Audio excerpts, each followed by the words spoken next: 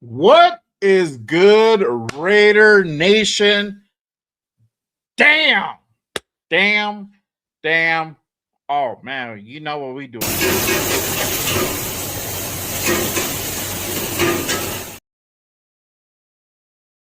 That time. Y'all already know what we're here to talk about. It is free agency time. So without further ado, let's go ahead and kick this thing off with a brand new intro from your boy, Jay Raider. Went ahead and updated the intro. So here we go.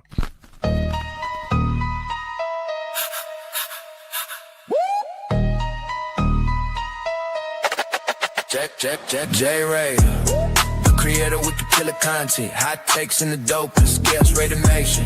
From Oakland to LA to Vegas, nothing greater than the Raiders, only facts. Just Ray, just Ray, stand up. Welcome to the channel. It's called Just Raiders, baby.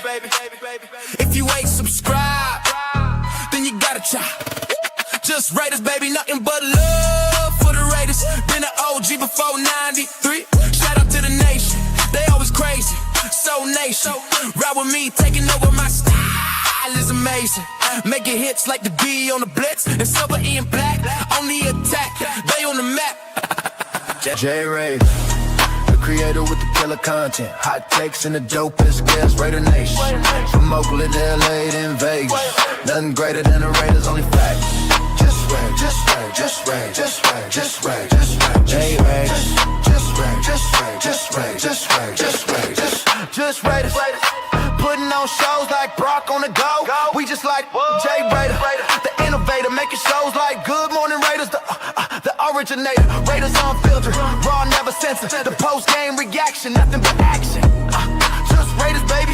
Just Raiders, baby. Jay Raider, the creator of the killer content. Hot takes and the dopest guests. Raider Nation, the only nation. There ain't no question. Just win, baby. Win, baby. Just win.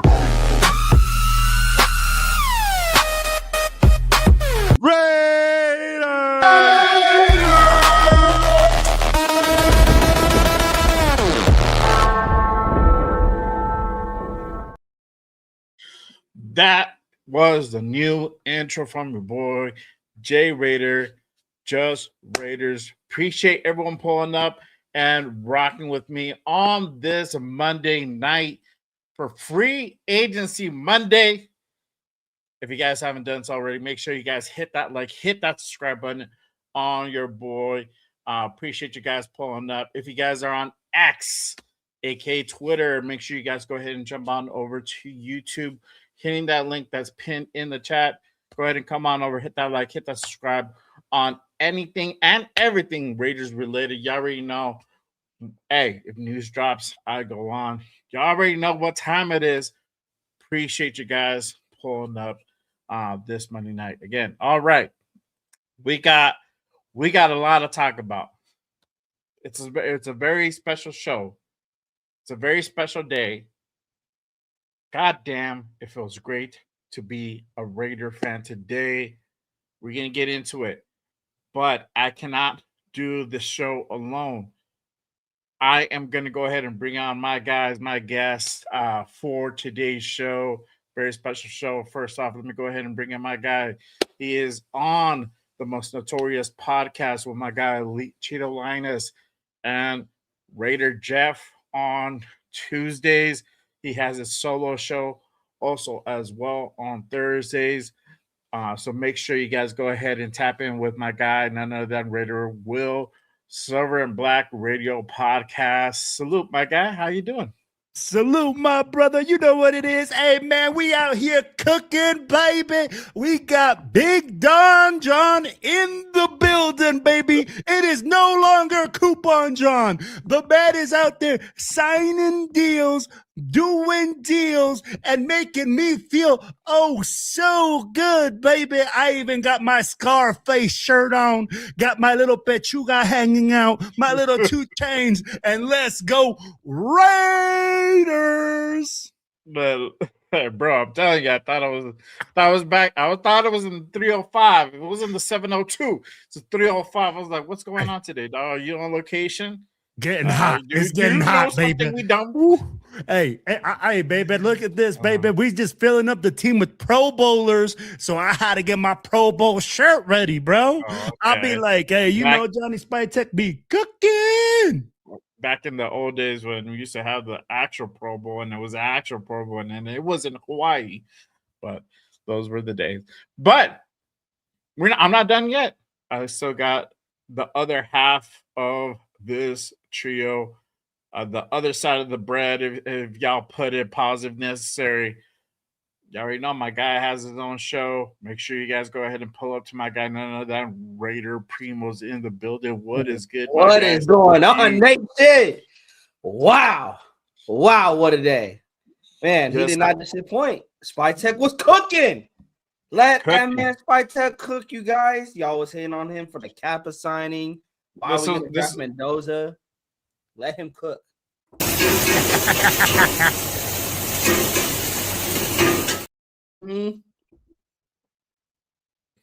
Yo, Jay, your mic. Oh, there you go. Okay, yeah. That was Spytek all day today. Oh, yes. That man looked like he worked in the back of the Chinese place, man, over there at Palazzo, bro. He's just like, you want to mush with that? Okay. Oh, bro, Jay, we were talking about the linebacker. It was like another one. Like he brought out his own DJ Khaled. I know, bro. No, he had DJ Khaled and like right there in the closet, bro. He's like, and another one. We'll just come out briefly, bro. Bro. All right, no, real quick before we go ahead and start kicking things off, let's go ahead and acknowledge the chat real quick. Shout out to Sean Johnson in the building. Salute. He says, salute Primos, a greatest day one of free agency in my lifetime. This shit's different. 8 signings and we ain't done. No, we're not, sir. Appreciate you pulling up. Let's see here. Ibiza Arroyo in the building. What is good? My guy, Big Luck. What is the deal? Salute, my guy. Appreciate you pulling up. Yeah, it was my fault today, man. I had to get a little smoke break on.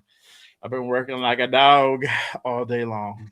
Mava in the building. What is good? Appreciate you pulling up. Huey P, my guy. Salute, brother. Appreciate you pulling up. Alex in the building. Salute, my guy. My guy, Anthony.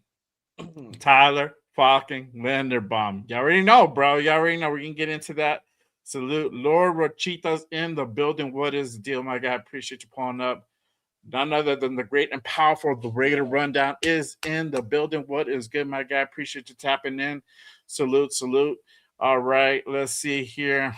Let's see if I'm missing anybody. Joe Robinson in the building. Max Crowd because he's in the cold and snow instead of the warm heat of Las Vegas. Hey, bro.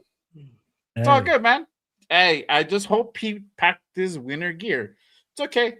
There's only a few more weeks of winter. Well, technically we almost spring, bro. So, but maybe snow back east. So I don't know, whatever. But it's all good. It's all good. So let's go ahead and get into it, y'all. Spytek cooks this free agency.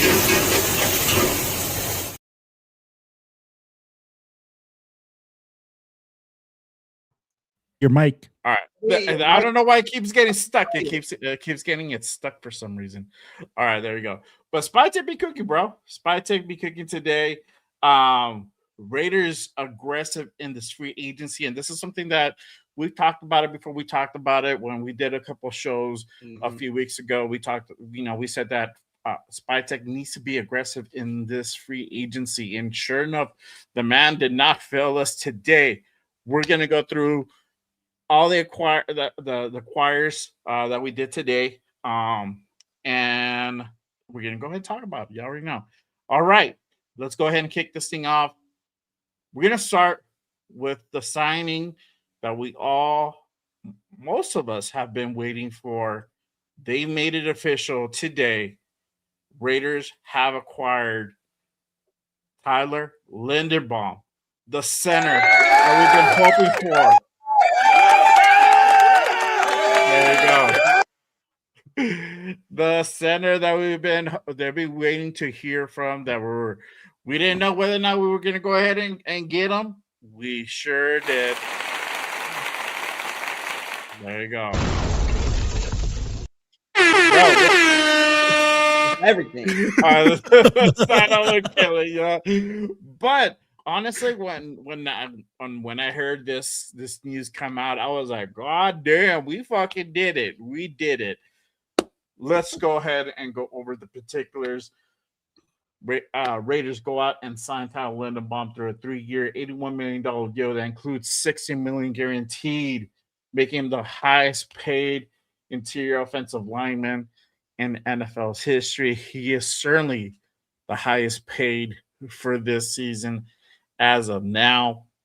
But Tyler Linderbaum is now a Las Vegas Raider. How are we feeling, Raider Nation? You guys let me know down in the chat. If you guys are watching the replay, let me know in the comment section how you guys feel about the Raiders signing Tyler Linderbaum as our new center. I'm going to go with Raider Will first.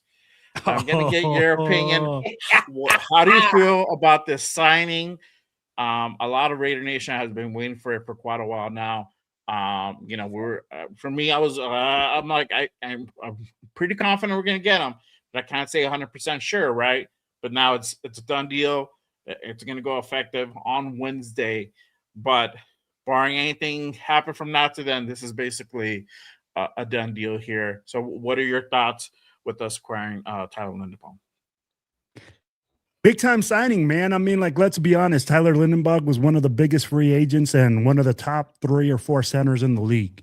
When you talk about a guy that is a high-priced guy that's going to alleviate a lot of the stress for Fernando Mendoza coming in as a rookie, guy does a great job. Did we overpay? Absolutely, because we're the Raiders and we have to overpay, guys. Let's be real. It's not enticing to come to Las Vegas right now. We are in a rebuild. We are building to build for the future.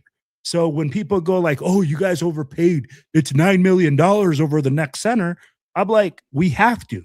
And I get it. Yeah. At this point, man, you have to spend the bucks. We had the money. We spent the money on a center. Now, when people go like, oh, we've addressed now the whole issue with Fernando Mendoza being protected, I'm like, let's not smoke that dope too soon. I'll be like, bro, I'd be like, that just addresses the center position. This doesn't address all the other issues that we had along the offensive line. So when I see a signing like that happen and I go like, hey, man, Tyler Linderbaum was an absolute beast, a guy that deserves his money. And as Primo brought it up in the green room, man, yes, it's a record-setting deal. But if you guys have noticed, man, now when people say that record-setting deal gets beat the very next year or the very next guy. So at the end of the day, did we get our guy? Yes. Did we address an issue? Yes. Was John Spytek smart enough to go get the best offensive lineman that he could that was on the board? Yes. So check mark, check mark, check mark. Hey, 2 points. Johnny Spytek. There you go. There you go. Primos. Yeah. What are your thoughts with the Linderbaum signing? This just tells me that they're gonna do what they need to do, a necessary overpay, as Big Love pointed out, and it's necessary because of who you're going to pick at the first overall pick. I think the writing is on the wall that Fernando Mendoza is that pick, but like the Raider Will said, this move does not make the offensive line done. Like, I would still love for them to maybe bring in a Braden Smith. Do I see it happening? Maybe. I don't know how much money we have left over, but still, there are some guards and some tackles out there you can possibly look at if you do not believe that Caleb Rogers is a guy, or if you do not believe that Charles Grant is the guy, or DJ Glaze. But I'm also not too worried about those guys possibly getting a shot. You have solidified that left side. You have JPJ at left guard, Cole Miller at left tackle. Now you got Linderbaum at center, who, first of all, let's start here, who plays center. He's not going to be a Meredith.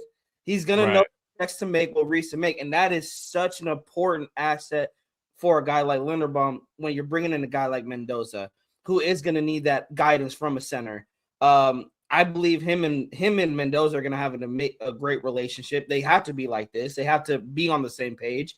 It was a necessary overpay. Spytek didn't really show his cards that much, leading up to this signing. But he said if he does bring in a young quarterback, he wants to set him up with success. He does not want to fail him. He does not want to get out there and ruin his confidence. So I love the deal. If people say we overpaid him, I don't care. You go get the best. He was the best center coming into this free agency.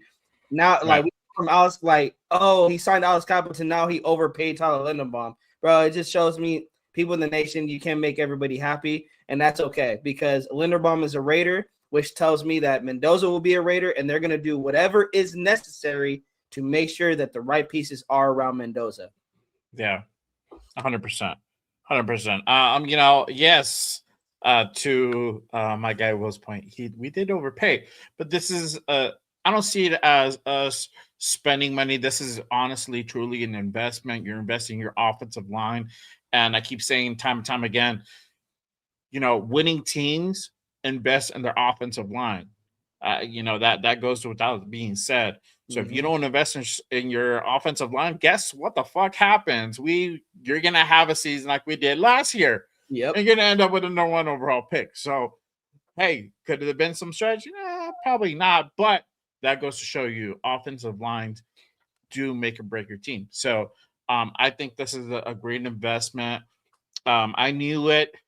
Kind of going into this thing. I've said it before.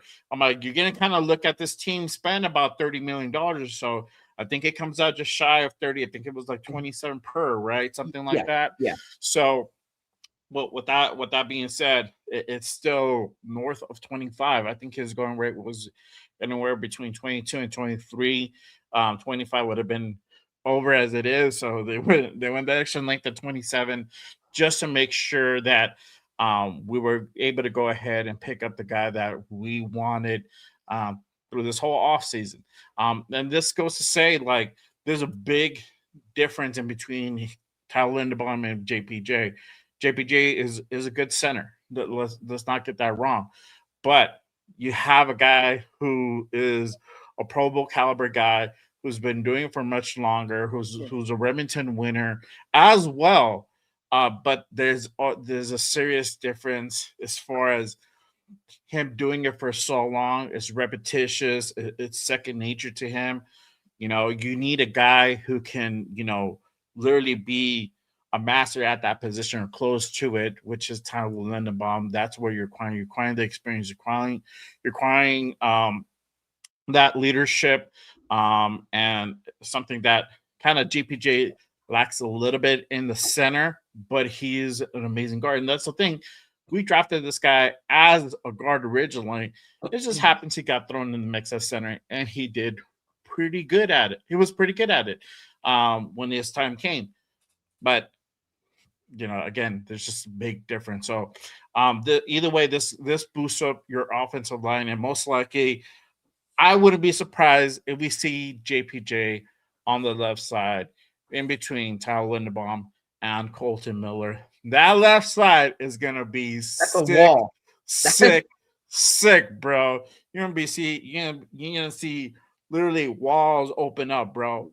You can see lanes. Jay, we're talking about Mendoza, bro. We're not even talking about Genty. How Genty will benefit from this. Yes, that's what I'm ready for, is to see how this run game looks.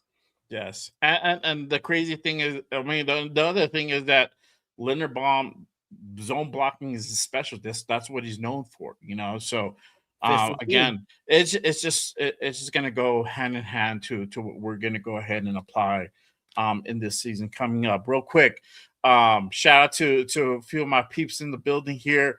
Shout out to the great and powerful Hug D's in the building. What is good, my guy? Appreciate you pulling up.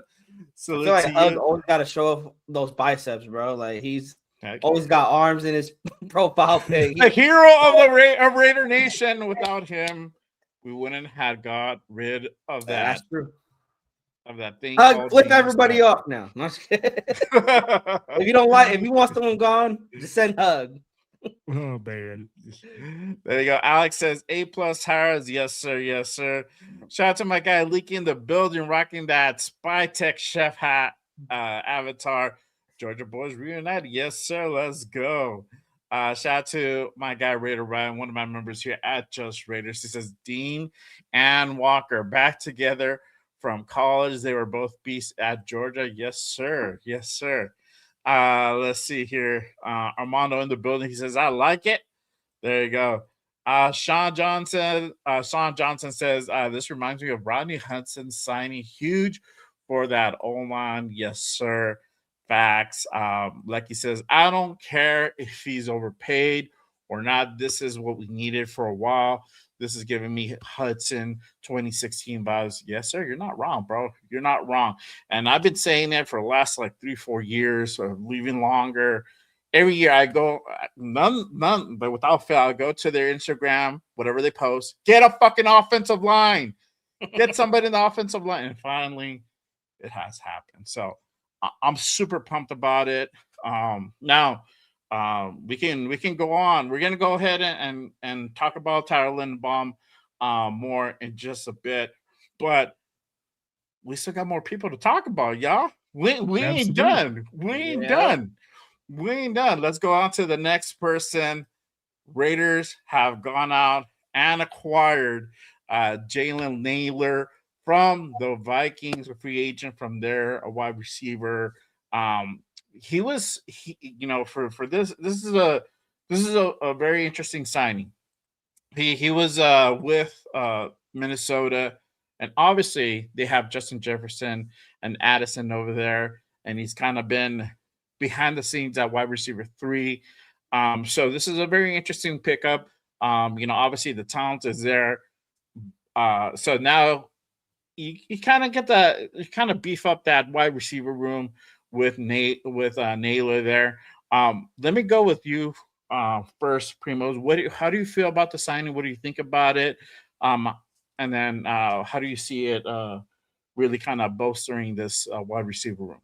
I'm gonna keep it a buck. I was like, who?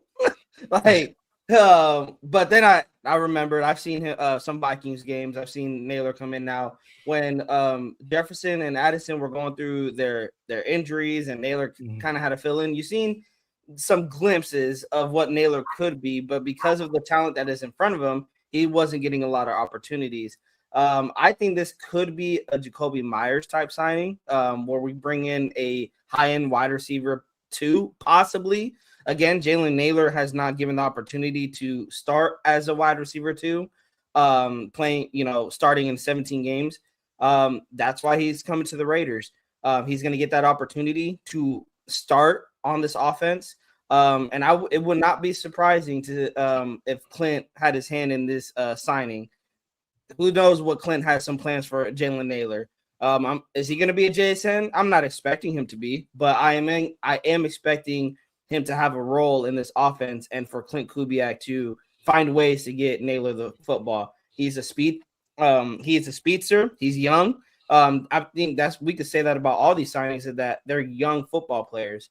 And with Naylor, he's a young football player that hasn't got a lot of action due to the talent that was in front of him. So it's not saying he doesn't have talent, you guys. His talent just has not been showcased in 17 games. He has not started in a full season. So I'm very interested to see how he plays out. But it's not something that I'm going to be like, oh, man, this is a great signing. I like it. I'm not in love with it because I have to see what he brings to the table come Sundays. Yeah, for sure. 100%. Will, what are your thoughts with the Naylor signing? Signing? Man, we found our number 1 wide receiver right now. That's what I think. I'd be like, honestly, I'm going to be real. It's an upgrade to the wide receiver room. If you guys look at it right now, tell me who's a starter besides him? Nobody. I'd be like, if you think about it, hey, man, he was a wide receiver that was overshadowed by the first 2 guys on his previous team. I'd be like, Jay Jefferson? Come on, baby. Fucking absolute beast. You got to be a dog to be in that room. Yeah. You know what I mean? So you probably learned a couple things. What I see is this: there's possibility, right? there's a strong possibility of finding our wide receiver number 2 to replace Myers, who we gave to Jacksonville. We need that guy. At the end of the day, was it a big signing? I said the same thing as Primo, man. I was like, who? Who that guy? I said, hey, man, let me do my research. So, you get on your research, you do your thing. And I'm like, hey, man, I see a lot of speed. I see a lot of ability. Now, what this team will have is speed. If you think about it, Trey Tucker, Jalen Naylor, I'd be like, we went from possession guys to guys that can absolute burn. And what I do like about this kid is that he only dropped one ball when he was targeted. So that means that he has sure hands. Let's see what he got. I think it's like you guys said, Kubiak has something in store for him. He saw something and he says, hey, man, my wide receiver room sucks. I'm like, let's be real. We have a bunch of scrubs out there. I need to get Fernando Mendoza something. So here's the little bit of something. And I think they'll also address this thing in the draft, getting other receivers. But we'll see what happens, man. I think this is just the beginning, though, in the wide receiver room. Yes.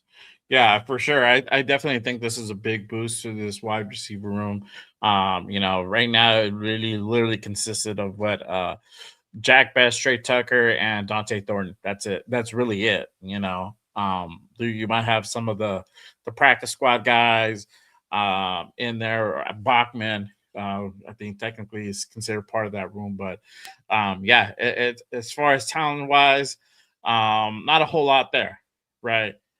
We know what Trey Tucker can do. He's a field stretcher. That's not, he doesn't run routes like that. That's not really his forte a whole lot. Jack Besh, yet to be seen. We didn't see enough of Jack Besh to really confidently speak on what he can do. We think we have something there, but we don't know as of yet. Dante Thornton, we know what he is. Same thing. He needs way more work. So with that being said, we really didn't have anybody outside of really Trey Tucker to really be a part of that wide receiver room. So Naylor is a big contribution. I still think we possibly could draft a wide receiver in this upcoming draft with a number 14 pick. We're going to talk about all that in just a bit too.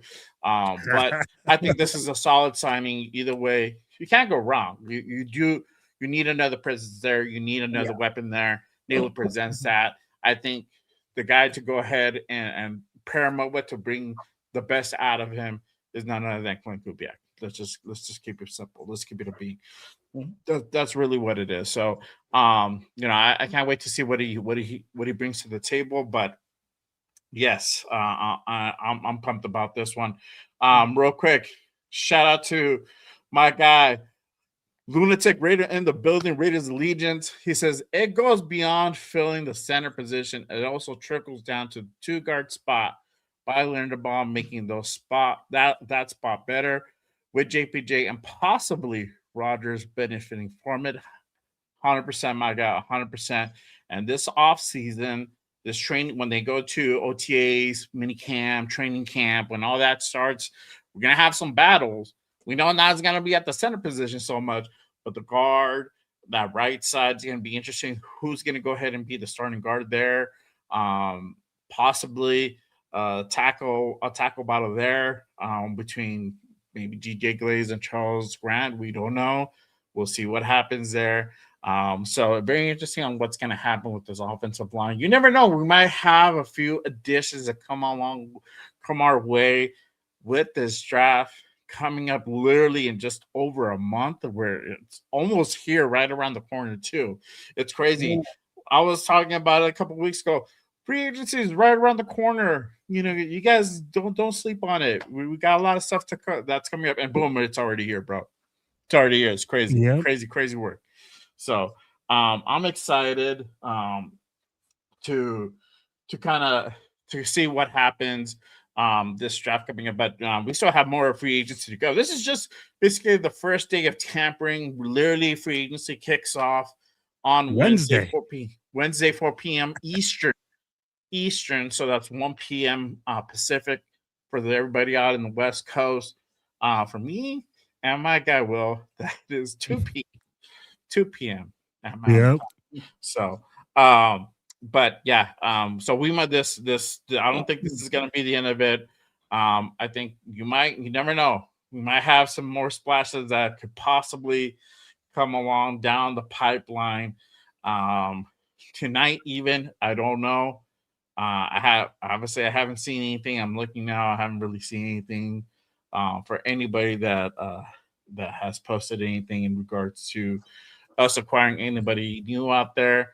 We're going to talk about who could we potentially still continue to go ahead and target out there. So we'll go ahead and get into it in just a bit as well.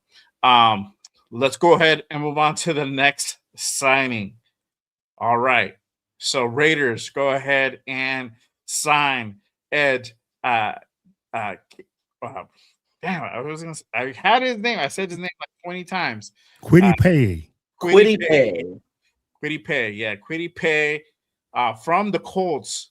So Raiders signed an edge to go ahead and not replace Max Crosby, but to go ahead and start filling that edge spot back up. How do you guys? What are you guys feeling about this signing?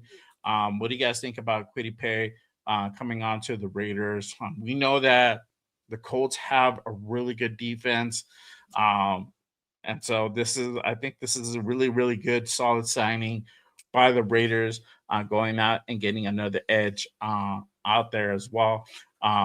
I'll go back to you, Primos. How do you feel about the signing for Paye?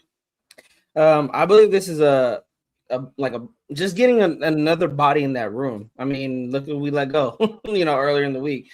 We need to get as many bodies as we can in the edge room. Now, what's interesting to me is he's coming from a 4-3 into a 3-4. So I'm wondering what the plans are for him.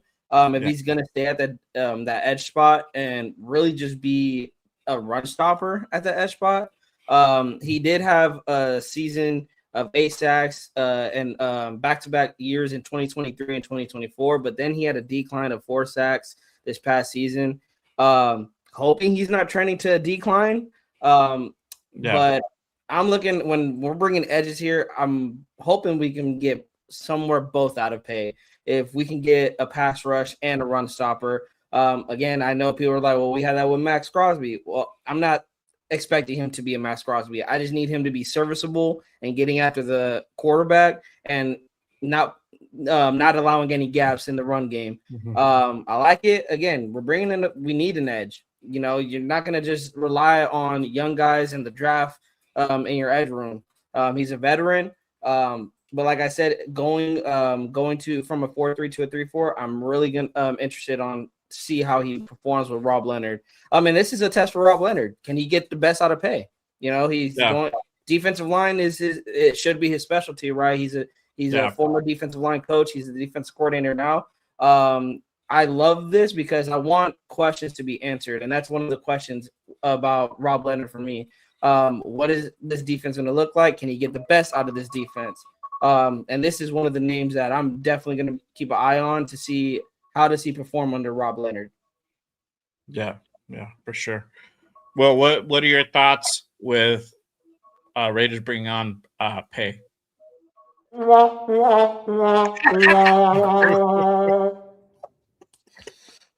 want to know the truth? I'm like, come on, man.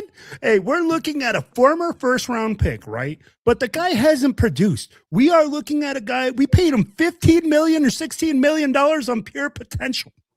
Potential. That's what we're looking at. And the guy hasn't produced. I'd be like, what did he have? I think last year's stats were, 15 tackles? Yeah, it was 15 combined, 24 assisted, 4 sacks. Is that worth $16 million a year? I'd be like, on what planet am I looking for a defensive end with those numbers? So I have a lot of questions when it comes to this signing right here. Mm-hmm. This is where I go and I'm like, dude, what are we overpaying this guy for? Like, literally, like, hey, I can see that you said, oh, well, maybe he can be really good because he was a former first rounder. But I'm like, bro, you ain't done shit in 4 years. You've been coached at the NFL level for 4 years, and you haven't found your way about you, right? You haven't done what you're supposed to do. So if you're a former first-round pick and you're being let go, I have a lot of questions, man. And it's just like Primo said. It's not like he comes from a 3-4 system. He comes from a 4-3. And he's not a pass rushing defensive end, because I ain't never heard of a deep pass rushing defensive end with 4.5 sacks. That's what worries me. If we're expecting him to get after the quarterback, four sacks is worrisome. Yeah. But here's the thing. Like, he's a really good run stopper in a 3-4 system. What we need from our defensive ends is actually to be able to take on double teams and hold the edge against the run. So, Primo, you might be right. He might excel at that, and he just might suck at pass rushing. But here's my thing, man. I'm like, we need pass rushers. Yes. Yeah. We are in the toughest. Justin Herbert, Pat Mahomes, Bo Nix. I'll be like, come on now, bro. We can't just sit there and be like, oh, we're gonna get run stop them and we're just gonna blow these teams out. We can get fucked up. So again, I go and I say, hey, questionable. Right. Well, yeah, exactly. And that's a question. We don't know how he's going to be utilizing what if he's going to be a rotational piece on certain plays that they want to go ahead and run, and then they're going to go ahead and acquire an actual pass rusher either later on in the next few days or in the draft.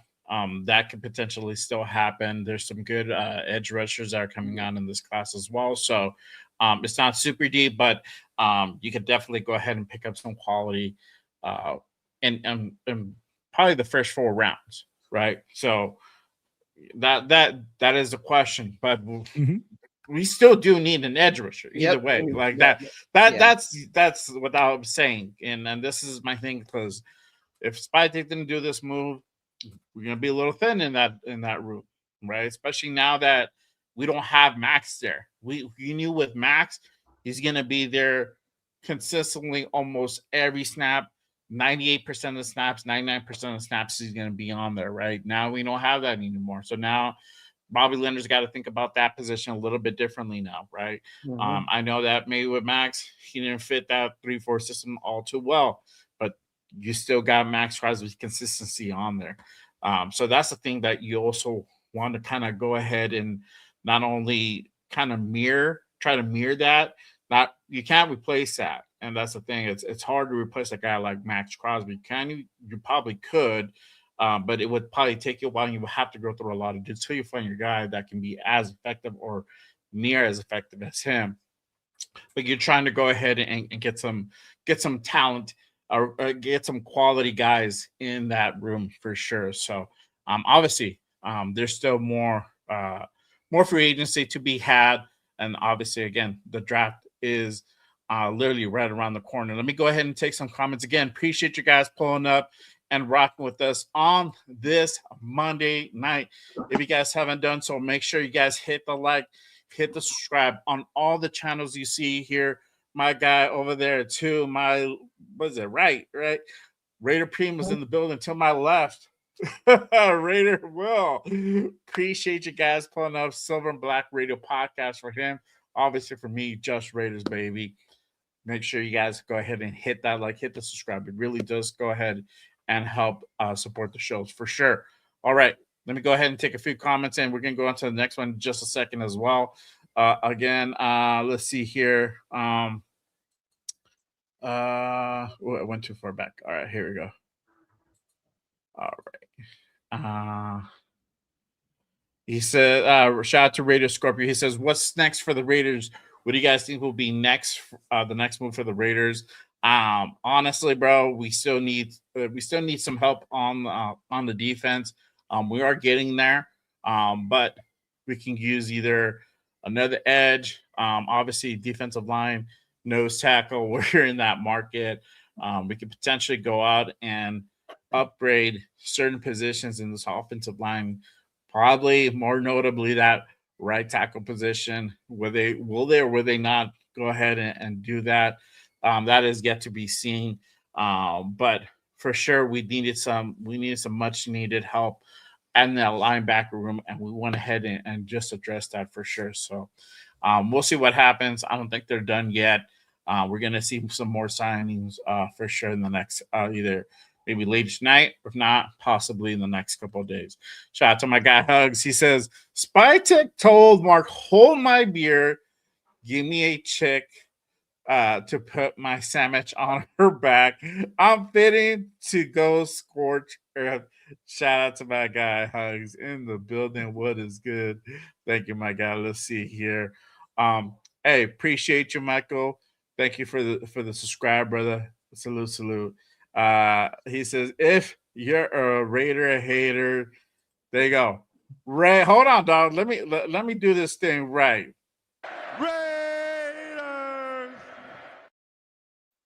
Yes, sir. Hey, Yeah. and then my guy, salute to you. Let's see here. Raider Scorpio says, I'm excited for the Raiders this season. Now go draft Mendoza. Keep adding to the pieces. Get this team ready to compete for this season. Yo, no, that word compete. I don't like it, bro. I don't like it anymore. Damn it. Either. I still gotta say that word. We can't not say it. You know what I mean? Yeah, bro. Pete ruined that word for us. Yes, exactly. We gotta compete. We gotta go out there and compete. Yeah. Shout out to Big Luck. He says Naylor is an upgrade to a weak receiver room. Yes, sir. 100%. Yeah. 100%. Shout out to my guy Yaya in the building. What is good, my guy? My guy Darren in the building as well. He says A+ day. Yes, sir. You are right. Right, Ryu Ken. It's a hit on base move. Okay, all right. It's a single with potential to be a home run, and he was talking about I assume maybe pay. Could have been talking about Naylor. I don't know. Let's see here. Panthers signed Devin Lloyd.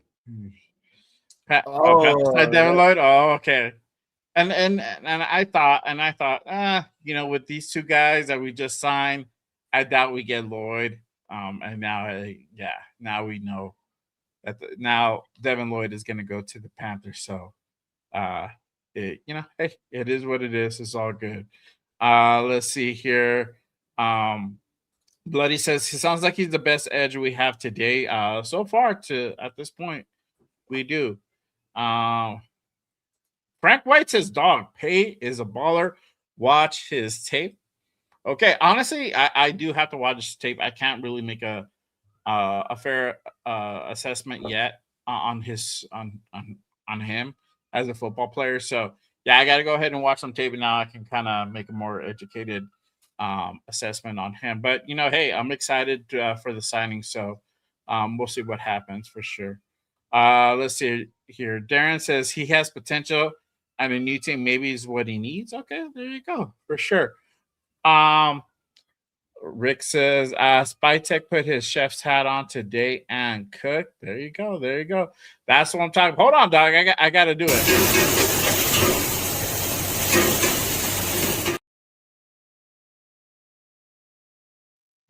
Hey, appreciate you, my guy. Let's see here. Shout out to my guy Troy Gill. He says, good evening, gentlemen. What a day. Yes, sir. What a day. Man. All right. And everybody's talking about Vega. We're gonna talk about Vega in just a bit. We're gonna talk about the draft as well. So don't go anywhere. Make sure again, hit that like, hit that subscribe on your boy. All right. Let's go on to the next one here. Again, Raiders acquire Jacoby Dean from the Eagles. Jacoby Dean hitting that free agency market. Raiders did not hesitate to go ahead and pounce, upgrading that linebacker room with currently right now that's still in there are the Bergs, and I think that's it. Maybe like another dude, and I think that's it. But this is definitely a much needed addition to this linebacker room. All right. I'm going to go with Will this time. What are your thoughts about the Jacoby Dean signing?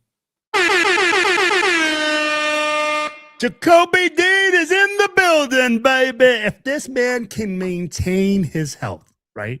Let's be real.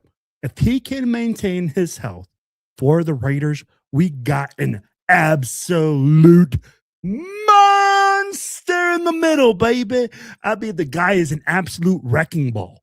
When you look at him, man, the way that he plays, his physicality is going to be such an upgrade to this team. I'll be like, especially for this year. The way that we played linebacker this year, hey, man, it was like, you get a first down. You get a first down. I'll miss a tackle. You miss a tackle. Hey, man, this year, I don't really see that happening with our linebacking crew. I see that these guys are going to be, hold on a second. These guys are going to be strong. We're going to be physical. I'll be like, we are bringing that SEC football mentality to the game. But again, great signing, top 35 free agent. A guy that can come out there and absolutely stomp a mud hole in your running back. A guy that can take on a block and do everything that is required of the position in a 3-4 defense. Yeah. So when I look at Jacoby Dean, I see, hey, man, I'm excited. I couldn't ask for a better linebacker, but again, I question his ability to stay healthy. Those are my only things with him, is his ability to stay healthy for a full schedule. Well, you know what? This is the thing, and you just don't know, right? Could he get re-injured? Yes, possibly. But we also said that about Eric Stokes. This was, at least for me, a concern last year going into the season about getting a guy like Eric Stokes, and he stayed healthy and he played really, really solid. We're going to talk about Eric Stokes in just a bit too, but I think with this one, you have to go ahead and take a flyer on this guy. To go ahead and really help bolster up that linebacker room. Again, I don't think we're going to make it with just having the Bergs back there and, maybe keeping one other guy. Like we the people said, Devin White with Dean. That's if we even keep Devin White. Yeah. I don't see him sticking around. But, yeah, I think I like the signing. I think this is a really good signing. I get the concerns, but I think we'll be good. I don't think this is the end of it with Nakobe Dean. I still think that we're going to go ahead and get a lot more guys coming into that linebacker room. There's going to be a really, really solid linebacker room, especially this 3-4 for sure. For sure. Primos, what do you think about the Dean signing? Me and Will are on the same page of the injury concerns, but I'm going to bring up, just to try to ease the nation. I'm not trying to sell you guys on him. I'm just trying to ease you guys. Yes, it's an injury concern because he dealt with the Liz Frank foot injury in 2023, which caused him to only miss. I believe he missed most of the season. He only played in 5 games that year. And then in the 2024-2025 postseason, he suffered a patellar tendon tear in the wild card round in 2025. And then the 2025 season, he missed the first 5 games due to a previous knee injury. And then he sat out week 17 and 18 with a hamstring injury. But he's 25 years old, guys, and Spytek is only paying him $12 million average. The deal works good. Like, you're not paying him a lot of money, and outside of the injury concerns, it's not like he's a bad football player. So I agree with Will. If he can stay healthy and he could be like that Eric Stokes of this year, where not only is he healthy, but he's actually playing some really good football. And Will, you hit it on the button. Physicality, though. Like when I turn on the tape for Nakobe Dean, he makes you feel his tackles. Like if I'm a running back, I'm questioning if I want to run up the middle, bro. Like if I see 17 out there about to line me up, I'm gonna take a seat, bro. Like so one thing I see so far from these signings is physical. Like Spytek, Rob Leonard, they want to build a physical defense. That's what I'm getting out of it. Just by the Dean signing, and then of course we'll get on to the other signings. They want to be a physical defense. Not just tackling well, but making you feel this Raiders defense. Yeah. And I like that, bro. I mean, I'm all about. I want our defense to be physical. I want our defense to be in your face. I want them to be that that scary fucking defense that dudes are gonna fucking think twice about, you know. And hey, we take a few penalties here and there. It's okay, bro. Like sometimes it's worth it, dog. Sometimes certain penalties are worth it to be like, you know what, we're here, bro. We're gonna fuck your shit up.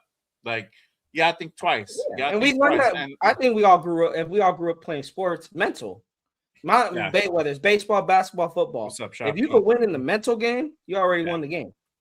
Yeah, exactly, 100%. Hey Jay, I love what you said too, bro. You're absolutely right, bro. There's some times where you have to go out there and get a penalty to set the tone for the motherfucking game. Yep. And I'd be like, as a defensive coordinator, man, I've done that before where I go to my guy and I'm like, look, man, I understand you might get a penalty, but I need you to set the fucking tone right fucking now. Yeah. And I mean, like, you know, the physicality and what it's going to bring. Now, again, that's what I'm saying with the physical player, with the guy that brings that type of physicality. Primo, we both said it. You need to be available. Availability is the biggest thing that you have to have when you're a physical player. Because if you're not available, you ain't physical. Yeah. Yeah. And I'm hoping he'll be healthy. I'm hoping he'll be healthy, man. You got to just be smart with the penalty that you'll take. Hey, what one is okay? I wouldn't mind. Don't get excessive now. Hey, again, you just gotta. Just hit tone a little bit. It's all right. It's all right. Bro, they're gonna call a 15-yard penalty for you breathing on Mahomes, man. Just it doesn't hurt to slam him on the back a little bit. You don't have to fuck these. You don't have to like kill these guys. Just little face mask. I don't know about 15. Know you're there. You know, just 15, like look, bro, I'm gonna fuck your shit up, dog. Hey, I don't know about 15. I may want to kill 15. on that, Primo, like, what's the difference, bro? If I'm gonna get 15 for breathing on you, I might as well fucking bring the hammer out and fucking tear your fucking head off. Get 15. Bro, I don't know if y'all. You don't want to get injected either, bro. Him basically trying to line that corner up, and that corner, like if Mahomes baiting that corner, and then he just lined that corner up and trucked him. I'm like, see, I don't like that, bro, because you're trying to take advantage of the rules. I'm like, no, if I'm gonna get penalized, to Will said, I'm gonna F you up. Yeah, stand on business, bro. It's okay, bro. You can cuss on this show. It's a filter show. It's unfiltered. I forgot. It's unfiltered. You can say I'm so used to the family shows, bro. Right. I mean, we're getting later in the night, so it's okay. Yeah. It's sort of like, it's an unfiltered show. So hey, it should be a sleep. Parental warning. Parental warning, y'all. But let me give you the particulars on the Dean deal. It's a 3-year, $36 million deal. 20 guaranteed. So there you have it. I think it's a good sign. A good investment again for that linebacker room. And we're probably going to go ahead and fill that up with some more talent coming up, either in this free agency and or the draft. And I'm not surprised that they're going to go aggressive in the draft as well. And we're going to talk about that in just a bit. Let's go to the next one here. Let's see here. Come on. It doesn't want to pull up. Damn. Hold on. All right. There we go. All right. So Raiders go ahead and sign Packers linebacker Quay Walker to the Raiders on a 3-year, $40.5 million deal, $28 million guaranteed per Adam Schefter earlier today. When I saw him hit free agency, I was like, oh my God, let there be a moment where we go ahead and fuck around and get this dude. And sure enough, we went ahead and did exactly that today. Man, oh man, this is a really, really solid move. I'm very happy about this. I would go out and get Quay Walker to go ahead and add to that linebacker room. Again, like Primo said, we're just getting to that big physical defense. I like it. I'm liking what Robbie Leonard is trying to go ahead and implement here, especially in that linebacker room. It's going to go ahead. Trust me, y'all are going to see it. Yes, it looks like we're going to be more like really run stoppers, but don't be surprised. I'm pretty sure Robbie's going to have some shit up his sleeve. And again, running that 3-4, we're going to have different looks, different schemes that are going to be dialed up. on the defensive side of the ball. But Primos, what is your take on the Quay Walker signing? Almost the same. It's almost the same as the Nakobe Dean's deal. A little bit, cheaper than him. Same age. Quay will be 26, I think, in 2 months. He did have a down year, at least when it came to coverage. So I think that's why a lot of people are saying it looks like we're going to be a run stopper, because he did have high tackle totals. But coming from PFF, it was generally disappointing for him. He had a 48.5 overall grade, ranked 74th amongst 88 linebackers, a 44.9 coverage grade. He did have a 54.5 run defense grade.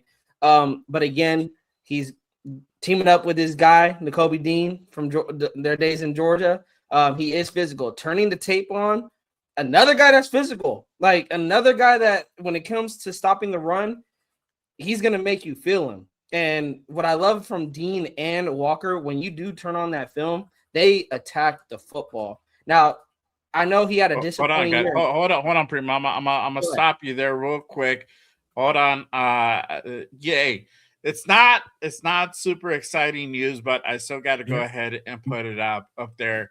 Raiders go ahead and acquire a new kicker, Matt Gay, per Tom Pelissero. This just broke probably a few minutes ago. Raiders are moving. It looks like they're moving on from Daniel Carlson.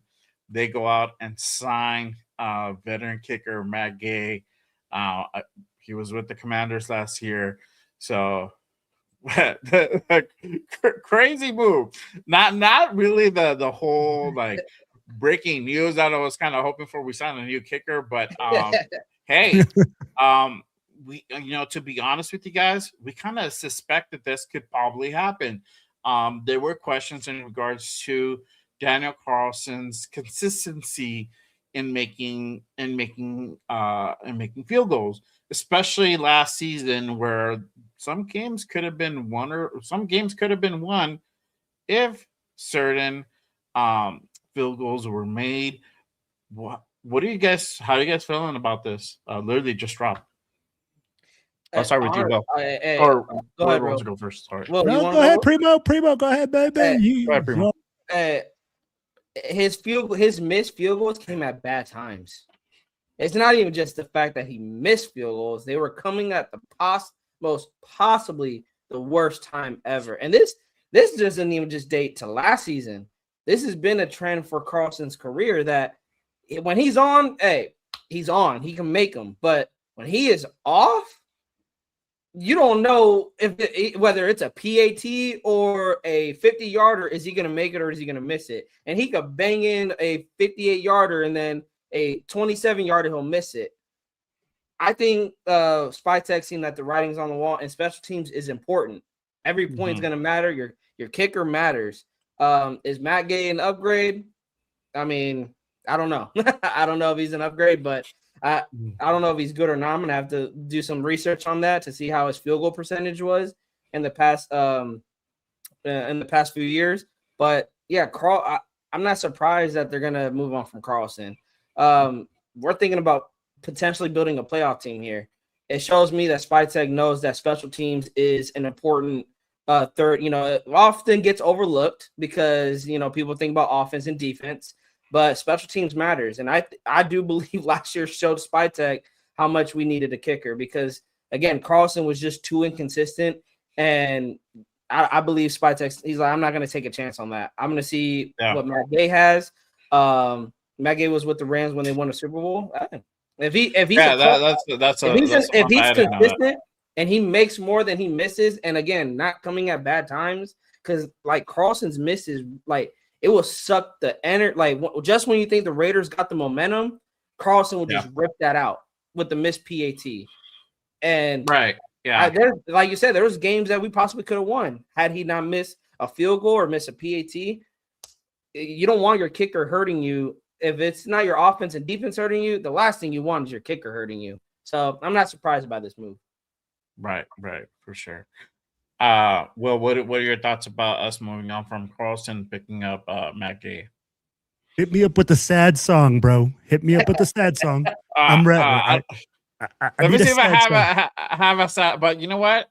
A rainy day song. Sure, but I'll start with that. Oh, Carlson, how I will miss you and how much I loved you. When you were Cash Money Carlson, but now that you keep missing field goals, you will now be catching a beat. So today is a new day for Raider Nation with the new kicker to sway in the new way for Mendoza. And that's what had to be done. There you go. Have a moment There of you go. silence. Yes. To Cash. Hey, sorry, Daniel Carson. I'm gonna have to strip you of that Cash Money nickname now. I'm gonna go ahead and anoint John Spytek with the cat. He is no longer known as Coupon John. He is now Cash Money Spy.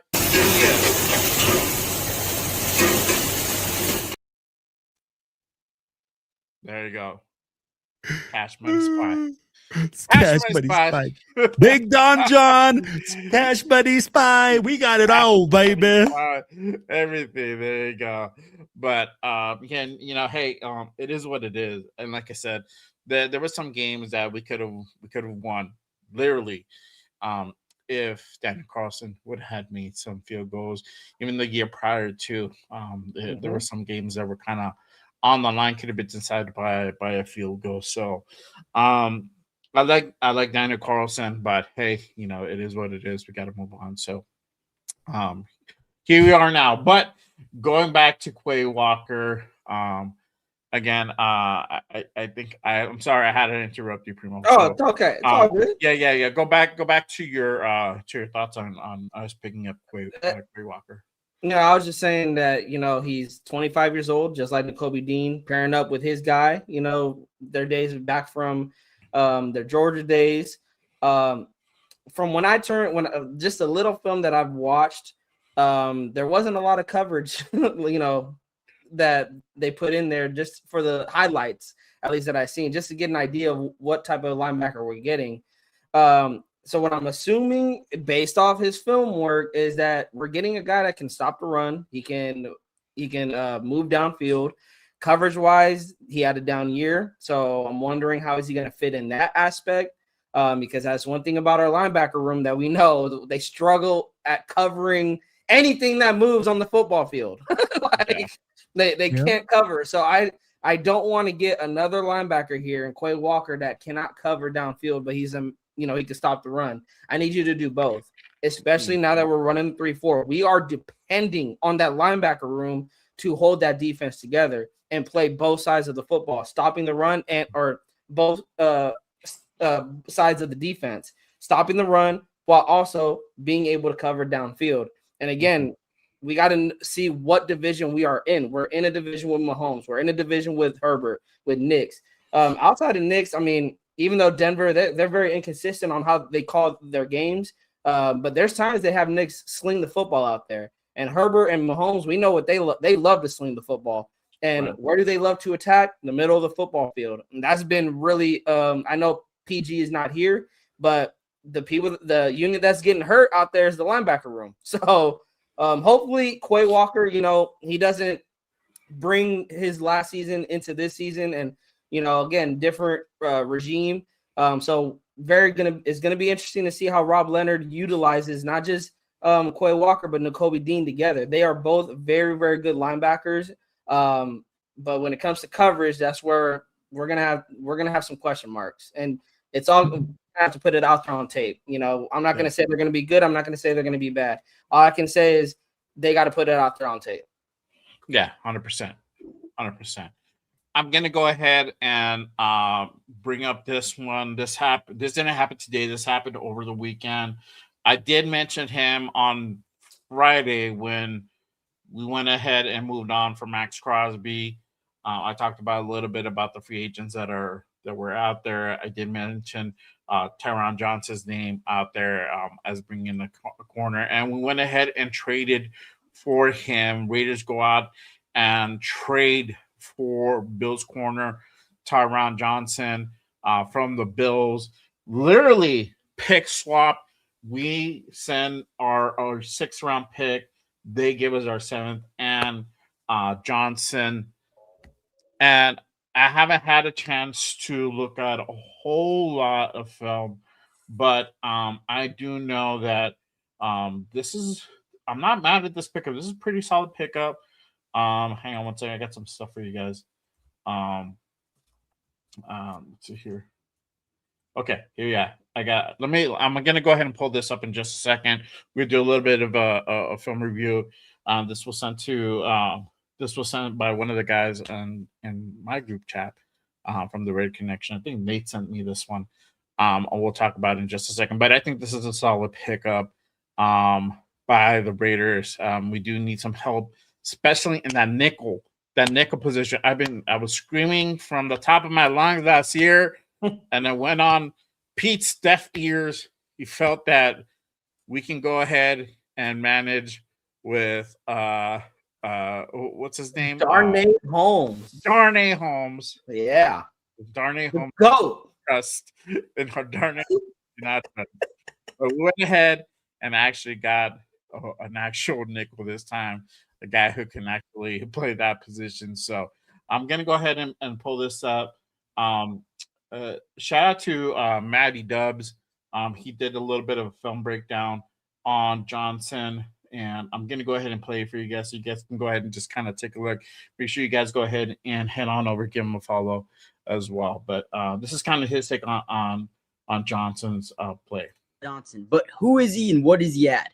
Taron Johnson is one of the best players in the league, and he's one of the most underrated players in the league, I think, for whatever reason. But he can play a box linebacker and stop the run, and he can cover guys. For me, one of the things that makes him so valuable as a player, especially that plays in the nickel or the slot, is his ability to tackle. So on this play, you're going to see Jerry Jeudy running this kind of shallow cross. They're going to get up the sideline here, and they're going to try to get like this dig route over the middle. But ultimately, Shedeur Sanders reads man. It is zone, so he ends up taking what the defense gives him pretty early here. And look at Taron Johnson just be able to make a play in space, right? They end up maybe getting back to the line of scrimmage. But his ability to tackle is going to really help, maybe even move Jeremy Chin into a nick him and worry type of role for this Raiders defense. This is the perfect example of what he can do in coverage. So take a look at this play. We're actually going to be in this crazy Tampa 2 look where both of our guys that are showing tight are going to drop back into halves. This guy's going to bite up into a mid-read. He's going to get out into a curl. We're going to drop this guy into a curl. Then you got your flats to the outside. Now, essentially, the route concept, what they're doing is they're going to send this guy up the seam, which is really good versus Tampa 2. And then they're going to send this guy up the right sideline, which is really good versus a Tampa 2 defense. But watch Taron Johnson, who's playing the deep half to the boundary or to the field side, I should say. As he drops back, he gets put in a situation where he now has to cover this guy up the seam and then this guy getting up the right sideline. So again, he's got to guard pretty much two guys in one. So as he gets up the sideline, Aaron Rodgers looks to the seam and ends up throwing it to the outside. Look at him. He has to reposition, turn completely around, and he ends up going over and making a crazy diving interception versus Aaron Rodgers. No wonder why this dude thought. All right. So just wanted to go ahead and kind of show you guys a little bit from that little film breakdown on Johnson. What are you guys' thoughts on us going out and trading for him? I'll start with you, Will. What are your thoughts? Another guy, man, that we're taking a shot on. Another guy that is injury prone. Another guy that is coming up and saying, hey, can we get maximum value? When you trade for a 6th and 7th round pick and you get this guy, it's a great move. I'd be like, I don't give a fuck that we're paying him $8 million this year for the potential that he can be, right? That's what we're looking at. A guy right now, that was a coupon John move. That wasn't a big money John move. That was a coupon John move, right? Because you got to fill your team up with not only just stars and top premium guys, but you got to mix it up, especially now, man. Have you been to the fucking grocery store? You come out with $500 and it's like one bag. You come out with one bag now. Gotta mix it up. So, Johnny Spytek said, hey, man, I got money. But this guy, I can get maximum value trading a 6 for a 7. I'm only going to give him $8 million this year. He has great versatility. And if he stays healthy, it's another win. Now my question is, what do you do with Jeremy Chin? Jeremy Chin, last year, they said the same things about him. Oh, a guy that can tackle, a guy that can play the nickel, a guy that can cover. So are we done with the Jeremy Chin experiment? Or are we saying, hey, let's just add this guy into the nickel and allow Jeremy Chin to play the strong safety? I think for Jeremy Chin, I think he was pushed into the nickel position because, again, you have to fucking try to rely your defense, your nickel position on Darnay Holmes. That they ain't no much room there, bro. So now you go out and you actually get a nickel guy. So somebody who's going to be dedicated to be there primarily. I don't know his injury history. If you're saying that he's had some injury prone, or he's injury prone, or he has quite a bit of injuries, prior, then hey, it is what it is. You're not going to hit it out of the ballpark every time, and this is the one thing that we have to understand as well. That not every signing is going to be a home run. We have to curb our expectations with that. But we're addressing the position that we really need to address. And I do like this, and looking at the game field, like you said, there is potential there. If he stays healthy, we might get the maximum value. And guess what? We've done that before in the past. This is even before Spytek came around. We brought K'Lavon Chase on. We were talking about him earlier. We brought him on. Prior regime, prior GM, he brought him on. A guy who was bouncing around from team to team, hooked up with Robbie Leonard, refound his career, a resurgence in his career. This guy literally played in the Super Bowl 2 months ago. So you just never know where we can go ahead and hit. You never know the diamonds in the rough that you may find. I like this move. And plus, we really didn't lose a whole lot. We swapped picks. We didn't lose any draft capital. 6th and 7th at that point, it's really not too much different. It's all depending how you're gonna go ahead and draft. But a 7th round pick is not gonna do a whole lot for you. It's not gonna move the needle for you. You're literally bringing on project guys or guys for depth at that point. How dare you talk about Brock Purdy like that? How dare you? What has he done for the Niners lately? My sister heard me say that shit. She'd be like, "Fuck you." But pretty much, how do you feel about the Johnson? I think the only thing that concerns me is those injuries. And when we're talking about injuries, I actually got it up. It's not lengthy like and Nicole, I think it was N'Kobe Dean that I brought up. It's just been in recent memory. He's missed 4 games in 2019 with a hamstring, 4 games in 2024 with a forearm, and 3 to 4 games in 2025 with a groin. But it has been said throughout the Buffalo Bills fan base that when he is available, he is one of those standout nickel corners out there on that defense. So that's the only concern that I have with Taron Johnson is, can he be available? And we're paying him $8 million, swapping picks 6 for 7. And the only thing you're concerned is, can you stay healthy? Spytek, I believe, knocked it out the park with this trade, because if you want to move on from him, you can, and it doesn't hurt you. You don't lose anything. So it's a win-win, because if he is available and he's like Eric Stokes of last year, we keep pointing out to him because I was something concerned with Stokes. If he's available and he goes out there and has a really good season, you may see Spytek have to consider of giving him an extension. But he's here for 2 years, so you can live with those 2 years. And if you want to keep him after 2027, you can. If you don't, you can move off from him, and it doesn't hurt you.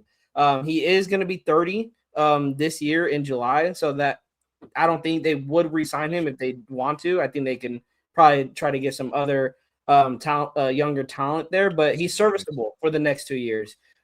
Because this season, what this offseason was about was addressing needs and filling in positions. we said it many times before free agency. This defense needs a lot of help. A lot of positions need to get filled. And nickel corner, by far, outside of getting Stokes back and Darian Porter, that nickel corner had to be addressed. And getting a Terrion Johnson, I don't know anybody better that will fill that role for the value that we're paying him for.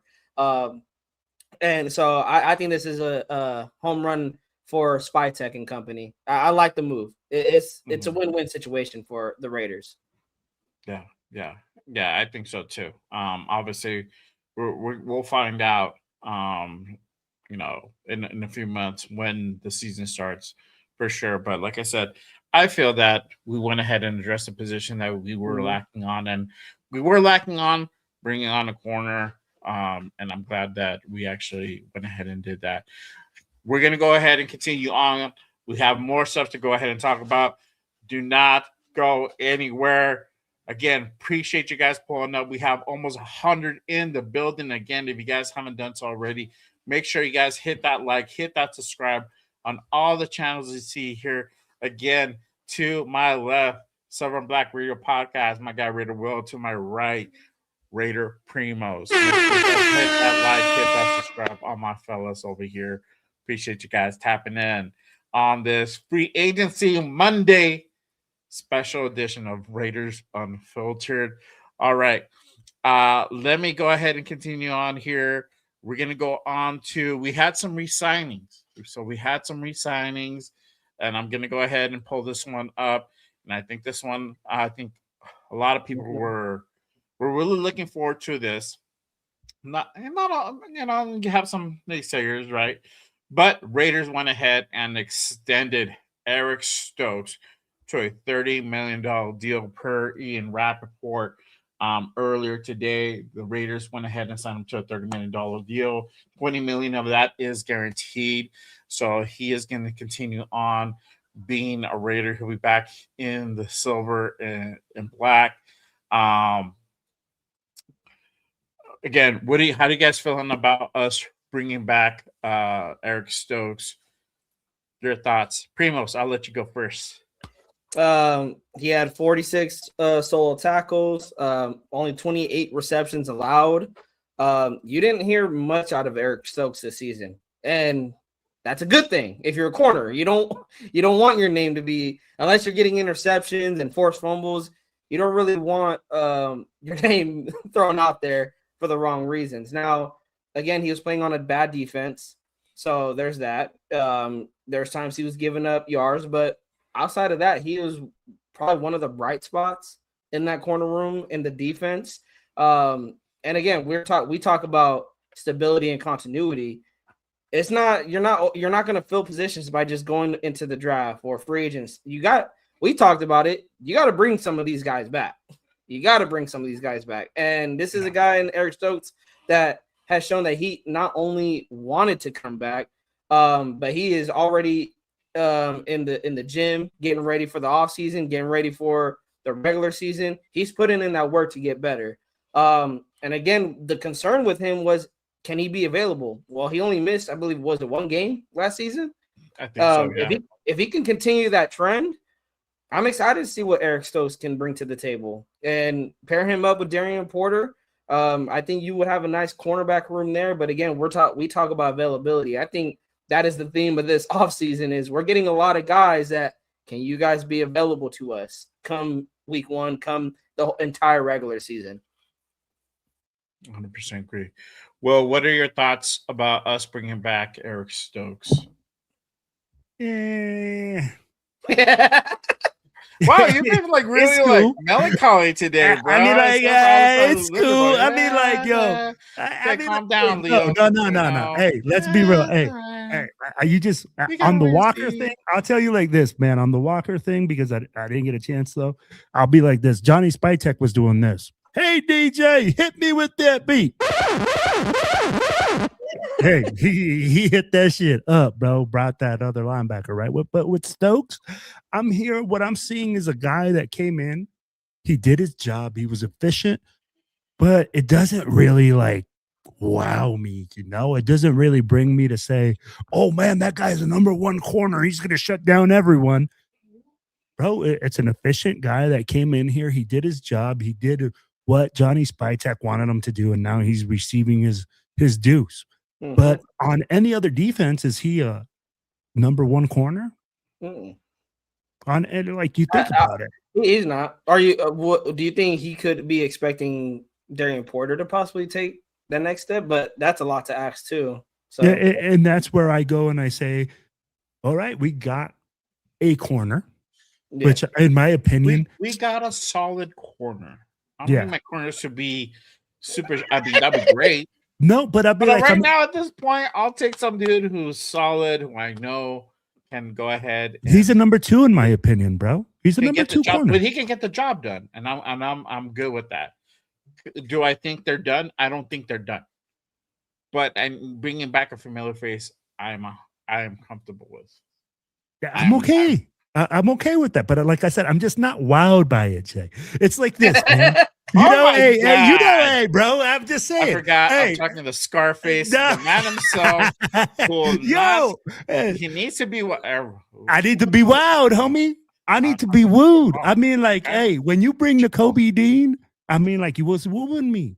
Got a big pick and go. You know, I mean, like, but at the same time, hey, Jay, I'm just gonna tell you like this. If I go out there and I see Stokes lined up over the number one receiver, I'm concerned. I'm like, if I see him lined up over the number two, that means we solved that problem at corner. We need that Christian Gonzalez, you bro. might have some help, dog. You never know. You never know. They might run some shit. Hey, Papi, look. Hey, Papi. Hey, Pop. Hey, Papi. Look at here. You're talking to Tony, okay? We need that killer defense, okay? We need that guy. You put him out there on the island, and he go out there, and I say, take care of business, and he take care of business, Bato. Hey, Chico, All right? you know, you're talking to the guy, professor, with, okay? I was playing ball with your and your mama's teddy, okay? I was playing ball, boy. Hey, I was playing ball, boy, when you was in your daddy's nutsack.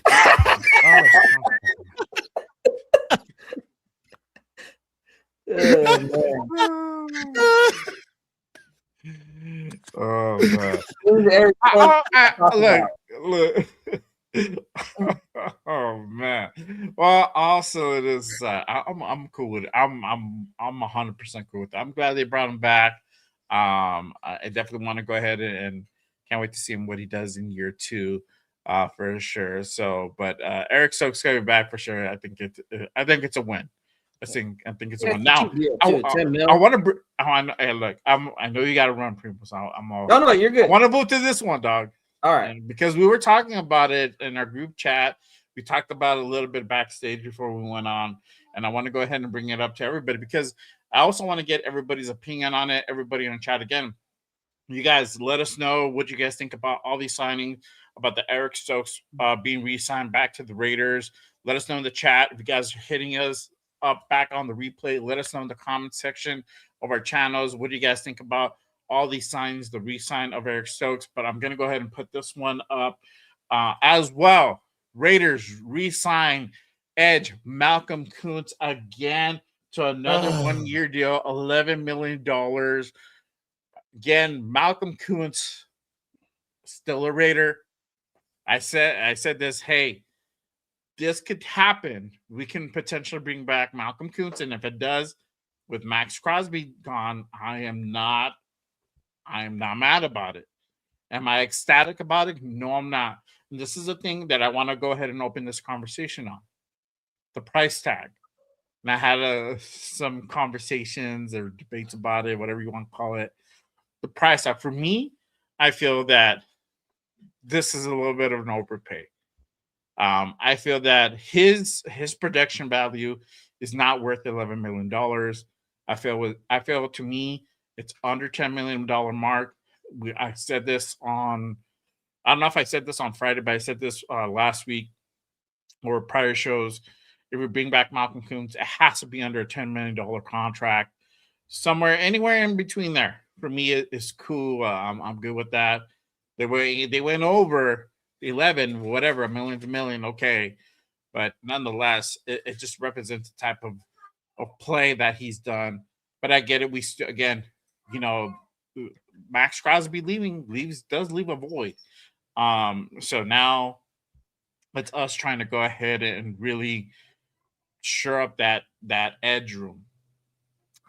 I'll go with Primos because I know he has to run. How do you feel about Malcolm Kuntz coming back as a Raider? So the signing, love it, because just like what we said about Kwity Paye, we need bodies at the edge room. Now that Max Crosby is gone, you need to fill up that edge room with as many bodies as you can. And we talked about that you need you're gonna re-sign some of your guys. Now, the price tag, $11 million. I was looking at bringing Kuntz back 7, maybe 8 mil because of the production that he had last season. And yeah, you can blame it on the coaching staff, but this is a guy that, let's not forget, at one point had 8 sacks in 9 games in 2023 before his knee injury. Now, is it him because he's trying to recover from this knee injury? Who knows? But all I'm saying is he has not proved. You already paid him what, $12 million the first time? He didn't live up to that $12 million. And now, yeah, it's a $1 million short, but still, he hasn't earned $11 million. Like, he needs to go out there and earn that price tag. And $11 million, even though I know some people have said it's a cheap deal comparing to all the edge rushers in the NFL, I'm looking at it. Most guys haven't even got paid yet. Trayvon Walker, Will Anderson Jr., that are making under what Malcolm Kuntz will earn this year. So, yeah, you can say it's a cheap deal, but has Malcolm Kuntz earned that $11 million? No, he hasn't. I would have loved a 1 year, like a true 1 year prove deal, a 1 year, $7 million. If you ball out, we'll give you a raise in that. If you don't, we're going to kick you. Hey, see, go test free agency. Maybe somebody else will give you the bag, but $11 million, what this tells me, he better go out there and have a really, really good season. Yeah, 100%. Well, what are your thoughts about Malcolm Kuntz coming back?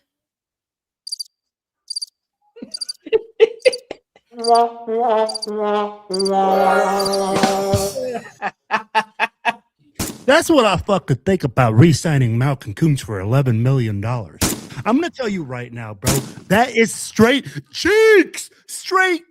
How are we paying $11 million for a guy that came in here and underperformed? I'm tired of paying guys on potential. This is the thing, right? We see potential. Oh, yeah, he's going to be good now because he's 2 years off this injury. Well, what happened all of last year? Because I didn't see your numbers. And now we're going to come and Spytek is rewarding him with $11 million? Come on, man. You know what, Coupon John, what you need to be doing right now with this man is going, I got a discount for Malcolm Kuntz on aisle 6. Please take him because we got the trash and we got to take it out. And that's honestly what it is, man. Malcolm Kuntz is just a body. When we're talking about a body for $11 million, it's ridiculous, guys.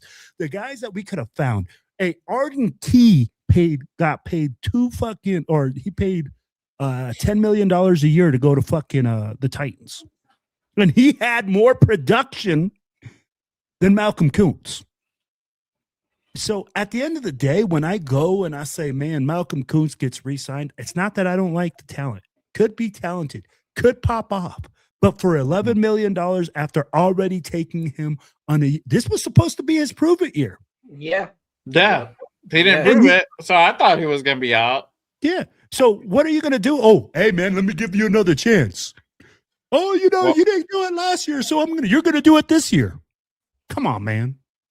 That's what it is. Well, you know what? I personally didn't think that Max Crosby was going to be traded. So now we're in a little bit of more of a predicament where we have to go ahead and rely on my boy over here, fucking Tyree Wilson, who made the fucking, because I didn't have nobody else who made the fucking Just Raiders intro. Got this notice. I'm like, I'm with the dude, and you're left a little bit like, a little bit hat in hand almost, because you went ahead and traded away Max Crosby for 2 firsts. This is okay, cool, all right. Yeah. But now when you go up to Malcolm Kuntz, and he's like, look, bro, you want to come back? We can't pay you a whole lot. Guess what he said? Pay me. Fuck you, pay me. That's what he said, bro.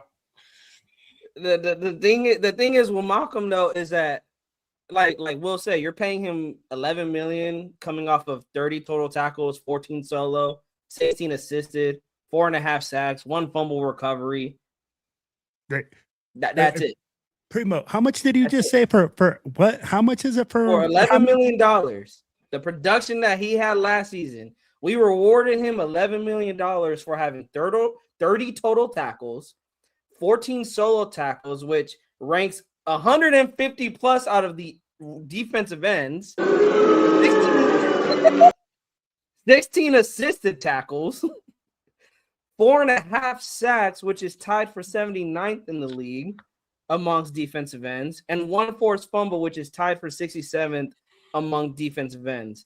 I get it, it's a 1-year deal, but $11 million, that's just for that production. Primo, that's overpaid. You know what you just told me? Right now, with the 2 defensive ends that we just signed, one of them, it was 3 years, $48 million, right? Mm-hmm. He's $16 million a year. Yeah. We just paid $27 million to 2 defensive ends with less than 9 sacks and fucking 60 tackles combined. $27 million for 2 defensive ends that are bums. Hold on. Jay's like, stop talking about my guy like that. Oh, he ain't my guy, but I'm gonna throw this. I'm not disagreeing with Will at all. I'm thinking like, what possessed him to make that deal, right? Yeah. I'm like, okay. Could they have felt that Robbie Leonard's like, oh, I can fix it, I can make these guys better. I didn't have that opportunity when Pete was here. That's why they had that's why they had the year that they had, because I had remember, Robbie's 3rd down the poll. It's Pete, then it was PG, and then it was him. So I'm thinking like, now that Robbie's actually in control, he's running the whole goddamn defense. Could he be like, you know what? I want to bring these guys back because I know what they can do. We've seen what Malcolm can do. He got injured, okay, but I know what he can do.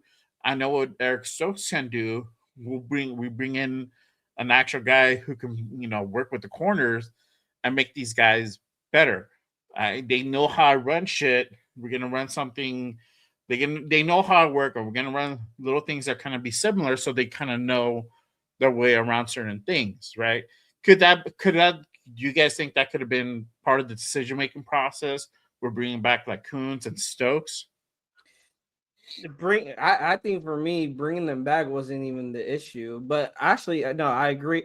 You got to have some familiarity, especially for Rob Leonard. You don't want to bring in a bunch of new guys that he can't, that is like, I have no connection with. I don't know what their strength, what their weaknesses is. We talked about that with PG. Put these guys in positions that's their strengths. So to your point, Jay, yeah, maybe he's like, hey, bring Kuntz back. I know what his strengths are. PG didn't really utilize his strengths.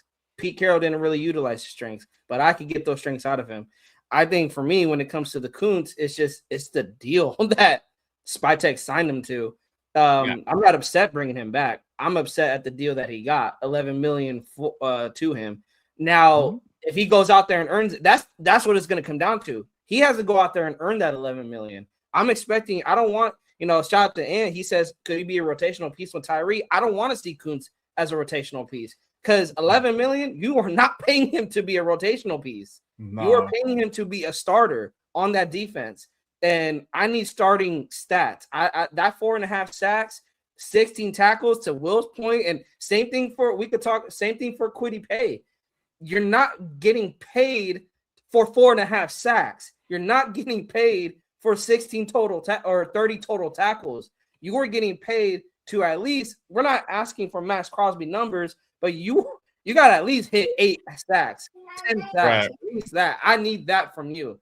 And if we could get that from Malcolm Kuntz, I will look at this deal and be like, you know what, Malcolm, you shut me up. At the end of the day, I want to be shut up. Yeah. Malcolm, show me you deserve that 11 million, because right now, as a fan, and based off what you did last year, you did not earn that $11 million. Let him know, Primo. Let him know. Yes, exactly. Talk, man. Yeah, you're right, bro. We do need to see something. That's just a little thing I wanted to go ahead and throw out into the universe. Like, you know, one of those questions. Like, do you think Robbie was like accepting, like, I can work with these guys, I can make these guys better than. And you don't want to set them up for failure either. Yeah, and here's the thing. That's exactly what Primo just said. Because right now, Robbie Leonard has been set up for failure because he doesn't have anyone.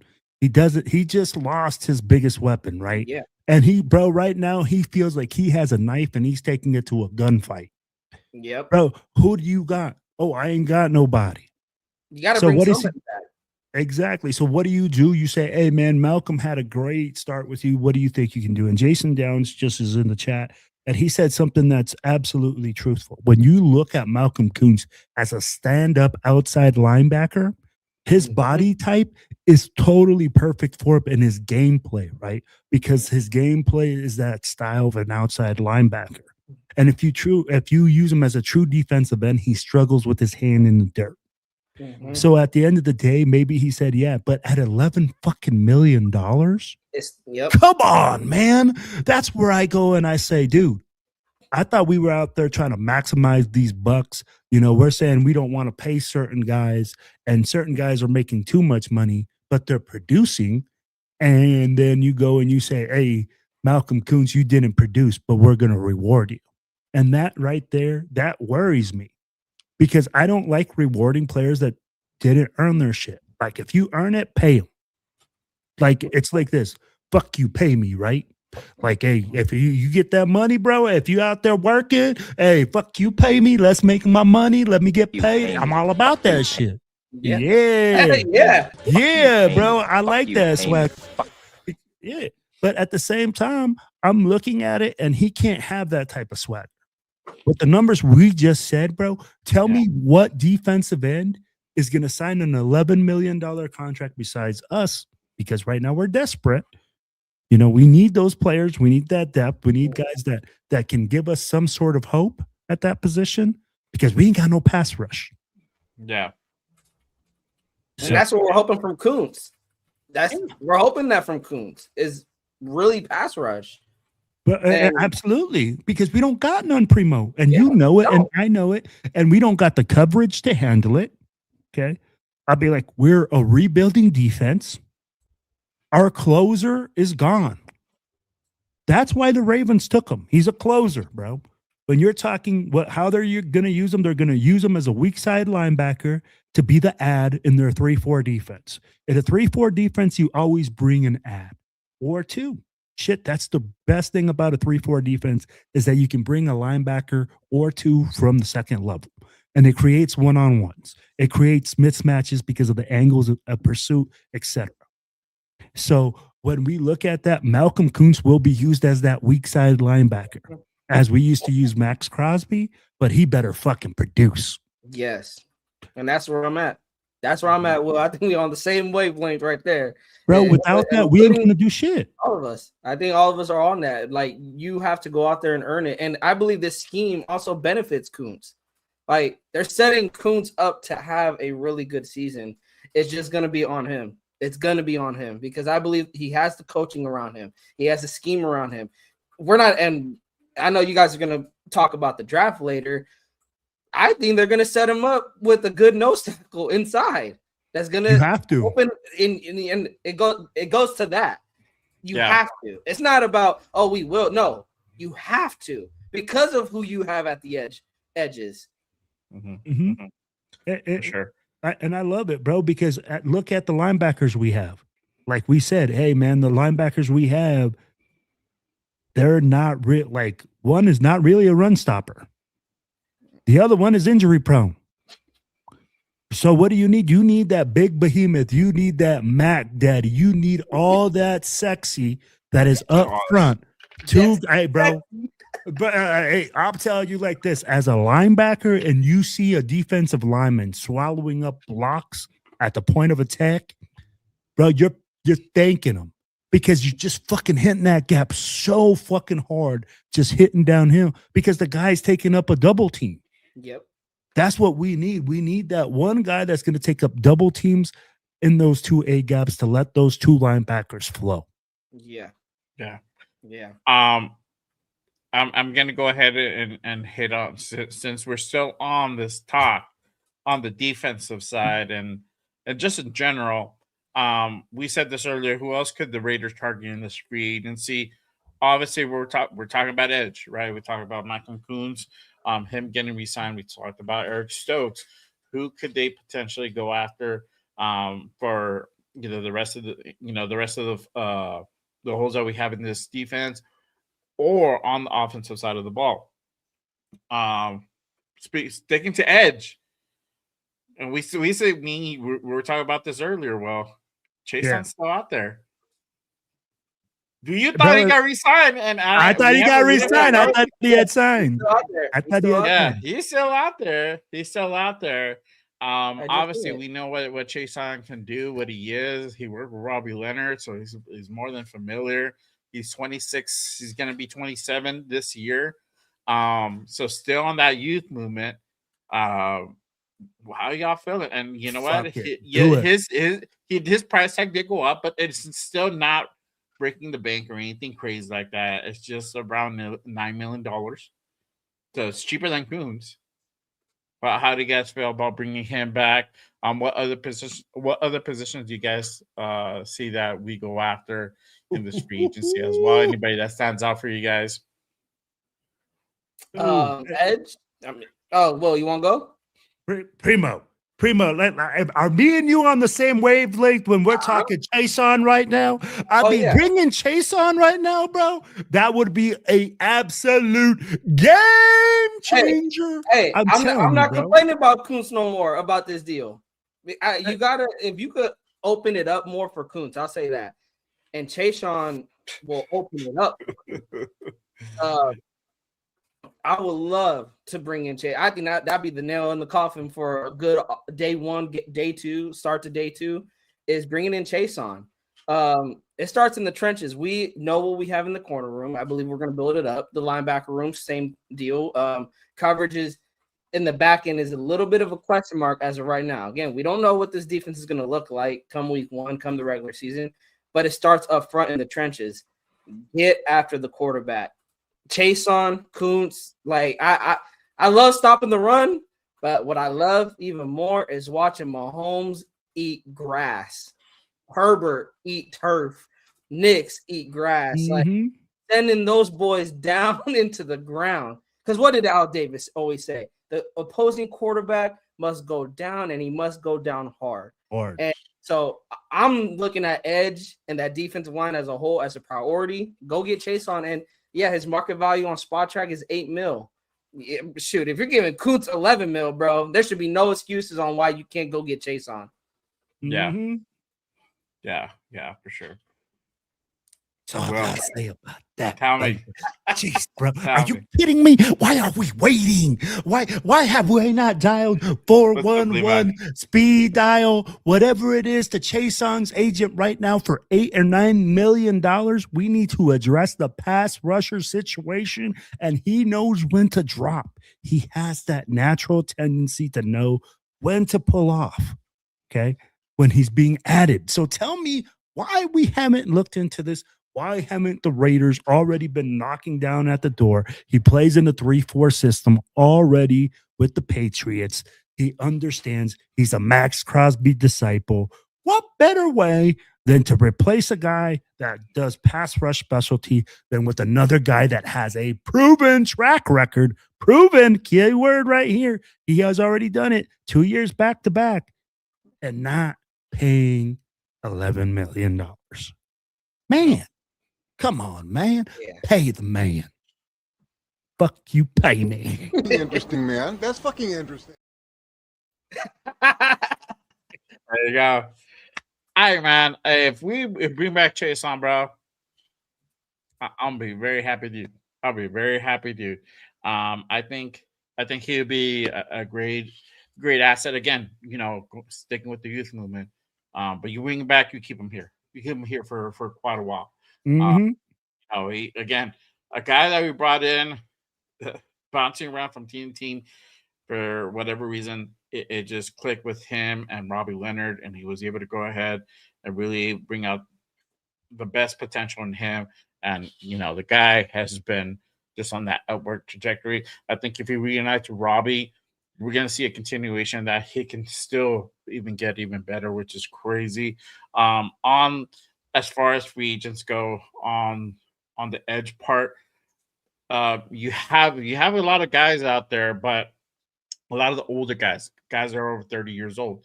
A guy Around the same a time. little bit older, but that's still not too much on the expensive part is Hassan Reddick. Hassan Reddick is out there. But other than that, you have guys like Cam Jordan is going to be a free agent.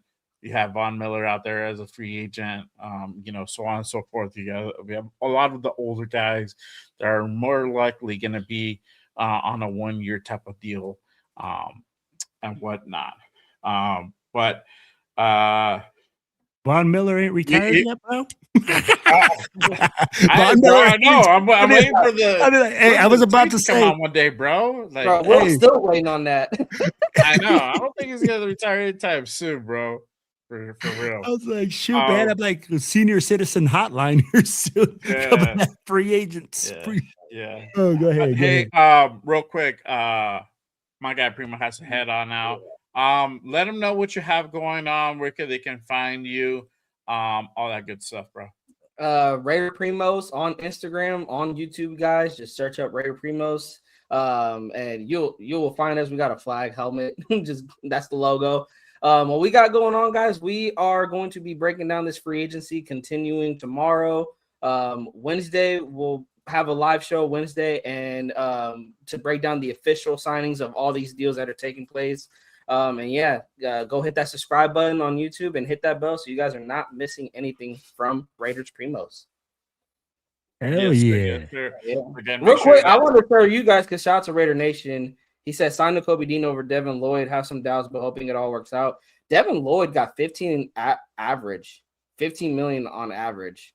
So that's a really cheap deal. I'm surprised Spytek didn't take that, but maybe I had my doubts on Lloyd because he had his breakout year in his end of the year, like towards his contract ending. So I'm like, we've seen this time and time again where players, when they're trying to get that bag, they ball out and then they get the bag and then they forget how to play football. So I don't know if Spytek was afraid of that, but we'll see. It takes two to tango, bro. It takes two to tango, and we forget that. Maybe Devin didn't want to be in Vegas. Yeah, he was like, hell no, bro. I don't want to be part of no rebuild. He's like, Fernando who? Yeah, exactly. He's like, I'm good, bro. I'm good. I'm good. I'll keep it pushing. They send me to the Panthers. Yeah. But anyways, hey, thank you, Jay, for having me on, man. Hey, Shout out to appreciate you, bro. man. Appreciate you, Primo. Much love, bro. Can't wait to catch you on there, bro. Hey, have a good night. Definitely. I got to get you guys on my platform. Can't wait. Yes, sir. Appreciate you, brother. Thank you for calling on, man. You too. All right, guys. So we're gonna go ahead and continue on. Let's see here. Okay, cool. This one's better. All right. Shout out to my guy, Predator in the building. What is good, my guy? Salute. Thank you for pulling up. Yes, sir. All right.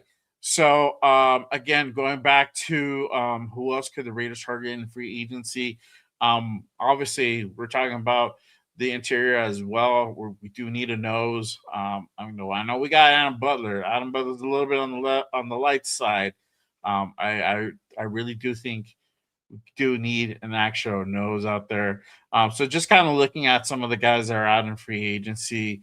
Again, going towards a youth movement. Sticking to that youth movement, you have Logan Hall out of Tampa Bay. He's 25, going to be 26 this year, with a market value just at around $8 million. Aside from that, you got our old guy Jerry Tillery, under 30, still under 30. I think he's going to be 30 later on towards the end of the season. Also coming going out as a free agent from Kansas City. Um, and then you have Otito Ogbania from the Chargers. He's about just over $2 million as well. Greg Gaines from Tampa. Potential guys that we might acquire if we're looking to go ahead and bring in another uh, D line guy. As wide receivers are concerned out there that are still available, that are still on that kind of youth movement. Curtis Samuel, I talked about him on Friday. He is available. He's from Buffalo. He's out of Buffalo. Still under 30. Jawan Jennings is out there. I don't know if you would potentially go after that guy. Is there anybody that you see out in free agency that you potentially would like to go ahead and possibly take a flyer on? Will? Man, it all depends on what we need, right? We're looking at it right now, and I think when you evaluate things, I think we're going to trade, to tell you the truth. I think now in free agency in the first day, you usually see the heavy movement, right? You see the most movement on the first day. We did a lot of shopping, Jay. I think now we only have $45 million left in cap space, something like that, right? Something around 40 Somewhere around mils. there, 45, 50 per around there. I haven't done the math, to be honest with you. And the thing is that so obviously moving on from Max frees you up about 30. Then you had Gino, we saved about 8. And I forgot who else we moved on from. They gave us a little bit more as well. I think we were like at 130 mil to 120 mil, right in there, right? Yeah, around 122 to 130, around that mark. So somewhere in between. When you talk about that, right? In my rough evaluation right now, we have about $40 to $48 million left, which this doesn't include the 10 freaking draft picks that we have to sign, right? So you're talking about 22 to 25, maybe even $27 million wrapped up in their rookies. So we're talking about a space of about $15 to $16 million. So we're talking about probably 2 guys. And for me, what you're going to do with that is honestly, in my opinion, we've already addressed the linebacker position. They've already addressed the defensive end position. If you have a free safety issue, you got to look at the free safety, right? But the wide receiver room is another room that they're going to try to fill up. I think you either fill it up there or you draft another line or you get another lineman. We need a fullback as well. I'll be like, people forget that the fullbacks are heavily used in the Kubiak system, and the Raiders don't have one. And Alec Ingold went over to the Chargers. The Chargers. So he's out of he's out of the picture. And yeah, when I saw him be out there available, I'm like, cool. And nope, he got snatched up real quick, bro. Because they're such utility players and because they're so rare now, right? That's why you see a lot of converted tight ends. When you see a true fullback, a true guy that can do it all and catch the ball and be that utility guy, super rare. So that's why you're going to snatch him up. And that's why I say, I'm like, are you going to waste a draft pick on a fullback? I don't think so. You're going to pick one up in free agency.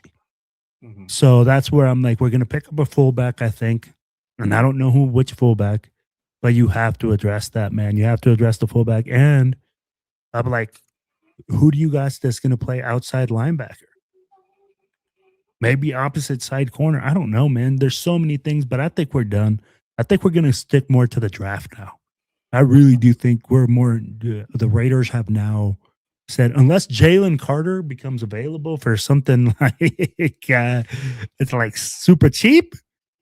I'm like, if Jalen Carter becomes available, we better be listening, bro. But I heard that he's available because of his on the field issues and stuff like that. So who knows?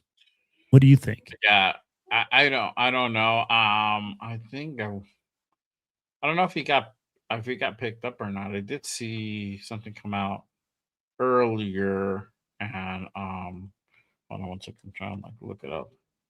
Um,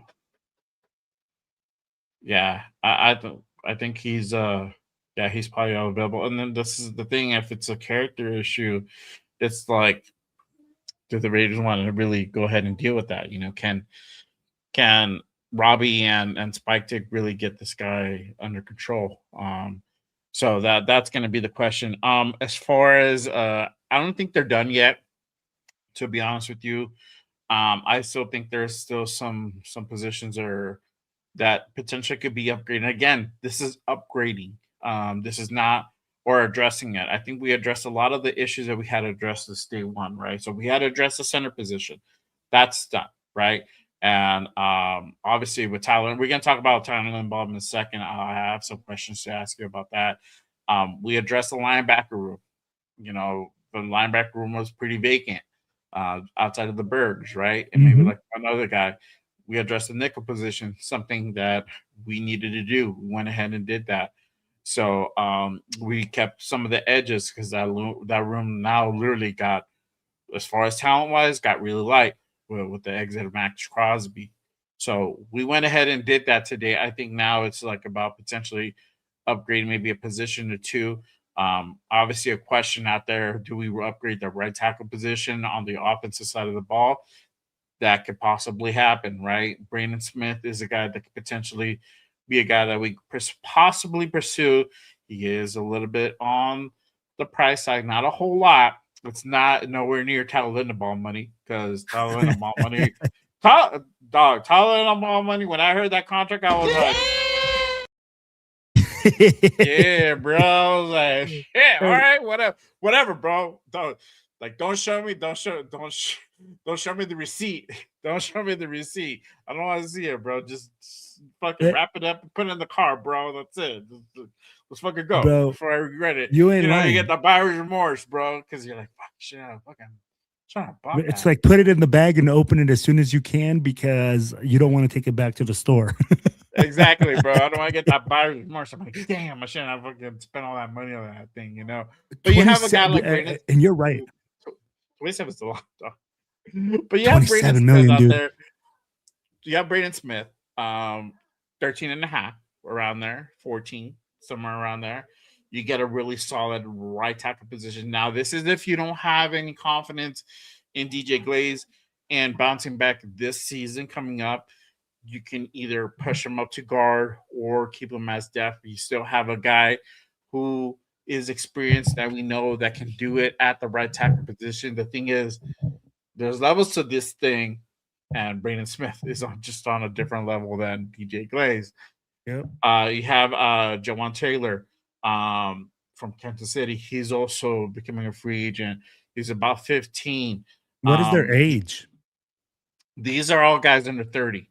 Okay. Jonah Williams out of Arizona, under 30. He's 28. He just turned 28. You have Trey Pipkins out of from the Chargers, just under 30. Literally 29 and a half it says here. Josh Jones, another right tackle.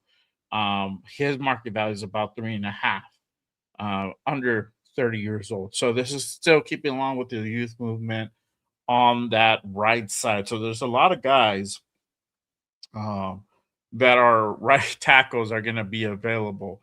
So, there's some food for thought there. Obviously, we've heard the corner. We might not be potentially done on the corner position as well. There might be a couple guys. Marshawn Lattimore is out there as well. He's about 8.5. Trayvon Diggs. I think he's a little bit injury prone, but he is out there. He's about 7.5 million as well. We have Jamal Dean, just under 32, still under that youth movement. You know, we have Reek Woolen. We talked about him. His name has been brought up before. Don't be surprised if we go out and take a flyer on Woolen.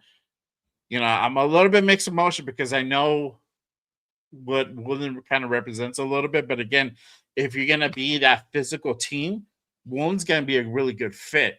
It's just you have to teach this guy to be smart at times on when to do certain shit and when not to do certain shit.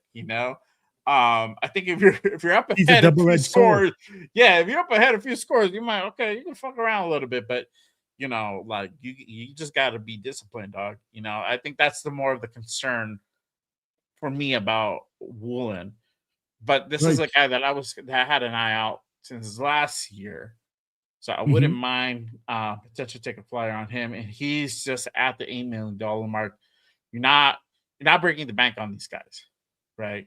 But I think these guys are potential guys you kind of keep your eye out on. They might potentially get signed by Spytek. We don't know. We'll see. But obviously, I think for the most part, I think we're done with day one. We even got a kicker just to go ahead and kind of cap off the night and shit. Cap off the day. And that's what I'm saying, man. I think we're really like, I love the fact that we're looking at guys that are under $10 million and, within the right age range. But there's a lot of things, like you said, right tackle, right? That's really going to come down to Rick Dennison coming in and saying, man, DJ Glaze really sucks. And this guy is a problem, right? We need to address that. But there's so much young talent there. I'd be like, look at Grant. We got Grant. Who's the other kid? Caleb Williams, right? Am I right? Yeah. The other guard that we drafted? Oh, Caleb Rogers. Caleb Rogers. We have him. We have so much young talent. Yeah, my bad.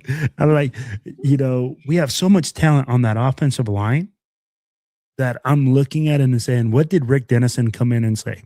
If he comes in and says, hey, man, we can work with these guys, we're good, then that's cool. Or maybe he says, hey, you know what? We need a right guard. And we draft one at 14. Yeah. We can draft Ione out of Penn State or whatever it is. Or something like that. That's a mauler. And you get a right guard that's a mauler. But then if you go and you say, hey, my whole offensive line needs to be restructured or rebuilt, then we're looking right now at saying, hey, I really do agree with you at upgrading the right tackle position. That's the only position in my mind that you can upgrade on that offensive line and not draft one. You can draft the right guard. Right guards are easier to draft than they are right tackles. So you could do that. But what I would like to see is for us to see what we have in the guys we got right now. I'd be like, I want to see these guys develop because that means that those picks were good picks and we're able to keep guys for a longer term. You know what I mean? I'll be like, but we'll see what happens, man. But I agree with you. The only position on that offensive line that we can really see an upgrade on and not draft one and say, hey, we can't get high value is right tackle. Yeah. Yeah. I think that's the only, like, if you're that's why I said, I keep saying this for the last 3 months now, because I said it even before the season ended. I think there's obviously the center position, but the guards, we know we have JPJ. There's potential in Caleb Rogers. You can ultimately, if you want to go ahead and upgrade that right tackle, you can push up Glaze, you can keep him at depth. So there's some options there. You can slide him inside. Yeah, so you have some options there. I think if you want to go ahead and upgrade that right tackle, you're almost not completely bulletproof that offensive line, but you have a really solid one, almost all the way around. The only one will be that right guard, that because you bring in a guy in the second year who hasn't had a whole lot of reps, that might be the area that you will be a little bit suspect upon. But you have a guy in Rick Dennison that is going to be able to go ahead and kind of shore up that part of his play. So, either they keep Glaze, work with him, and work on some of the stuff that he regressed on, or you go ahead and ultimately upgrade that position, push him up, and keep him at guard, or you just keep him at depth. And it doesn't mean that he flat out sucks. Is that, he might just need to go ahead and sit out part of the season, most of the season, to kind of get his mind back, work on the stuff that he needs to go ahead and work on, develop more. And if anything, injuries happen. Y'all, we saw that. We saw this past season. Injuries happen on his offensive line. He might come in before you even know it. So there's different options, and I think whatever option you go, there's no wrong answer, and that's the cool thing about it. Like, there is no wrong answer on the way you can go. It's all about whether you just want to spend money on it or you don't. Like, you want to spend like free agency money, or you want to go ahead and draft a guy, like you said, because there is a lot of right tackles that are coming out in this draft as well, and a lot of guys that do have some talent that you can go ahead and pick up from this draft coming up. So it's just weighing your options. So I'm excited. I still think that we have some more signings to do. I think we pick up another corner. I wouldn't be surprised if we pick up another linebacker. Dre Greenlaw got released. Got released from the Broncos. His health has been a little bit suspect, but if he stays healthy, you know what you get out of Dre Greenlaw. Mm-hmm. So I don't know, throwing it out there. There's some other linebackers that are out there as well. So we'll see what happens. But I don't think they're completely done. I did want to ask you about this. Just kind of going through some of the guys that we brought in on what kind of impact they're going to go ahead and make on this team. We talked about it briefly early on. We talked about when we talked about Raiders signing on Tyler Linderbaum. What type of impact do you think he's going to really make on this offensive line? Huge. I know. Huge. Immediate impact. I'd be like the way that the center. Okay, and I'll explain it this way. When you're the center in the zone blocking scheme, you're the leader of the squad. You literally call out stuff. You're telling people what protection you're in, where you're sliding to, who you're blocking, every little single aspect. When you're talking about being able to bring a guy that's at a Pro Bowl caliber, that young, that intelligent. I think he went to an Ivy League school, if I'm not correct. This guy is a high IQ player that's going to be able to teach JPJ. He's going to be able to bring Colton Miller, even though he's a freaking senior guy, he's going to be able to bring that leadership aspect down. We need a new guy that's going to be in there to take over that leadership, because Colton Miller's only going to be around for so long. Yeah. Then you're talking about bringing in a rookie right guard. You're right. If we bring in a rookie right guard or bring in a guy, bro, there's so much to it that he does. Tyler Lindenbug's offensive line help is going to be huge. Now Fernando Mendoza doesn't have to worry, because this is the way we're looking at it, right? Let's be honest. Fernando Mendoza he's an Iowa. Then even better, because freaking Hawkeyes are Iowa's known for Iowa's good on their offensive line. Yeah, dude, they're known for producing offensive linemen. So what you see is that Fernando Mendoza won't have to make those decisions. He's going to be able to relieve a lot of that stress from him to say, hey, there's a blitz coming. I can make the call. Hey, let's make this adjustment. Hey, we got to make this adjustment, because he makes all of them. That's why his impact is so big, because he doesn't impact the run game. He impacts the pass game and impacts Mendoza's ability to, one, break down the defense and not have to worry about certain things. Rorschach, what's up, baby? My guy. Salute. Yes, sir. I love my guy, man. 2-4 in the building. One of the mods here at Just Raiders. Salute, my guy. Appreciate you pulling up. I don't know, bro. I think it was some guy named Rorschach Raider 2-4 that might have vouched for our guy Anthony over here. What, is he falling asleep at the? Is he falling asleep at the wheel? Is he falling asleep at the post, bro? Probably. Come on, dog. But let me ask you, because when you looked at it, Jay, did you play out? You played offensive line, right? No. No. I look like I played offensive line now and shit. My fucking fat ass. So I played offensive line. Yeah. And I'd be like, I played off, but I'd be like, not when I in high school, but I played offensive line in middle school. I was a bigger kid in middle school, right? and then I got passed up by everybody. But man, it makes a huge difference, bro, because they're telling you like, hey, pick this guy up. Hey, pick that guy up. And it's a guy that's inside that room. When it's inside that room from a cohort, it's different than you're getting it from from your quarterback. You know, you're able to understand hand placement, foot placement. Hey, this guy took a wide angle on me. How do I get him? Oh, you know, this guy did this move. He can give all those advices to those young men and really lead that room.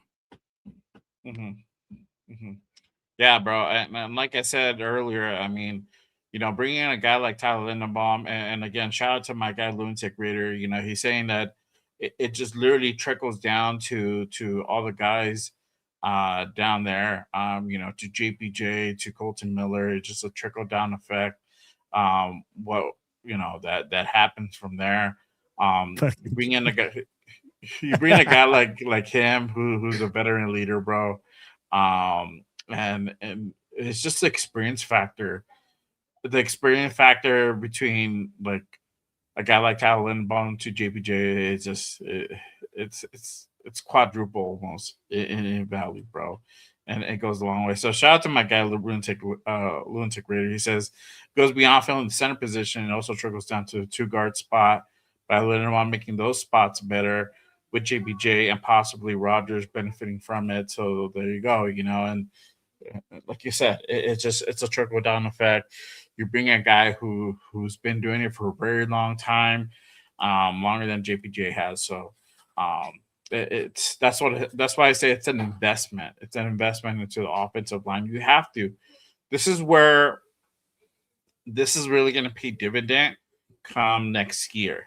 Come in 2028, when we're starting to make really those runs. You know, this is again putting the foundation together. We're still putting the foundation together, but now we can do a little bit more coming this draft, right? Because now we got options. So I think we're on the way there. But yeah, Tyler Linderbaum's impact is going to be huge this season for sure.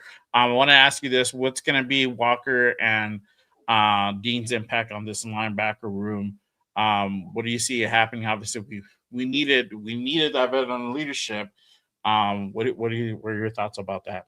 Hit me with that explosion, bro. That is exactly what's going to happen in that locker room. We upgraded massively. Damn straight. We just blew that motherfucker out the building, son, with Nicole Dean and Walker coming down. Come on now, man. We have upgraded tremendously in the linebacker room. When you're talking about Devin White, I'm like, Devin who? Yeah. Right? When you talk about freaking Landon Roberts, Landon who? Yeah. Right? These two guys are massive upgrades in the linebacker room. You're bringing in 2 young bulls. These guys are going to come in and make an immediate impact for the Raiders. I'll be like, come on, man. These 2 guys are absolute dogs. They want to be good. They want to be great. And now with that mixture, our freaking linebacker room went from like a C- linebacker room to an A++. So at the end of the day, Spytek killed it, knowing that in his 3-4 defense, he needs 2 guys that can cover space, that can fill the run, and take on lead blocks. Yeah. Now it's like you said, where do we get our nose from? Where do we get our AA gap plugger? Do we draft one? Do we get one in free agency? All still to be seen. Yeah, for sure. 100%. Real quick, hey Mookie, don't spam, bro. Don't spam. I don't want to block you. You're getting a pass right now because you're a Dodgers fan, but other than that, I would block you, bro. So don't spam. It's all good. You're a Rams fan. Don't care. Cool. I'm glad you're a Dodgers fan too, bro. But just don't spam, bro. Get it? You like? I get it. You like farm animals. It's okay. All good, bro. It's all good, bro. I don't judge, dog. But going back to this, yeah, bro. I mean, what I feel honestly, and I'm gonna dip into this. I feel that you need to set the tone with the veterans in there, with guys who have that experience, who have that talent. Obviously, there's questions on some of the guys, but I think other than that, they're solid. But I think this is what's going to happen. Obviously, we're going to bring in some young talent in this draft. You sprinkle that with some of these guys we just acquired. Oh shit! Hold on, bro. Let me put on my little thing right here.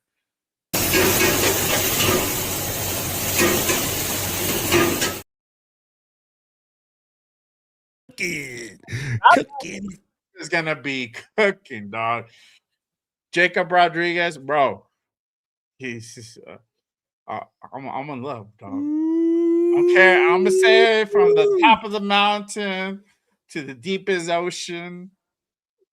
I hope we get that guy, bro. But let me ask you. I hope we get that guy, bro. I wanted him too, but now that we've made this double upgrade with Dean and such a large investment at the middle linebacker position, do we really invest?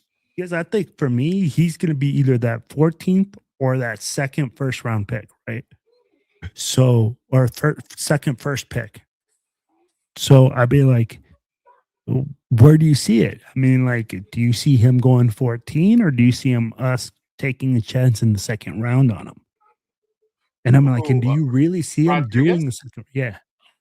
Oh, he's gonna go top second, bro. He's gonna go early second. So we have to pull the trigger in that second round.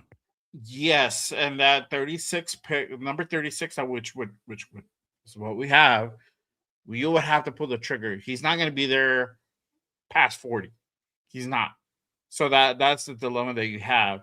Now it makes it a little bit more easier to go ahead and do something like that because now we have the number 14 pick. We'll talk about that in just a second too.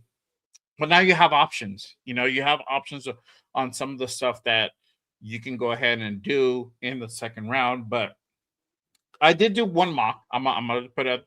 I don't know if it could happen. Anything could happen in the real life draft. But I did see a team. I think it was Houston that went up and got in the first round.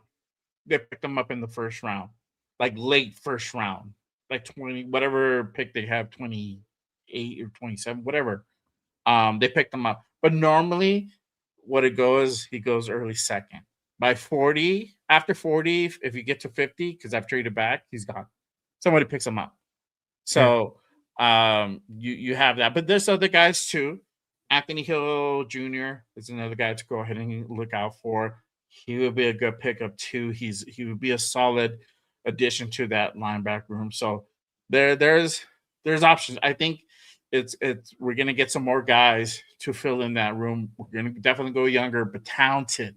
Talented is gonna be like the key word here. So we'll pick up a guy in the second. We might pick up a guy in the third.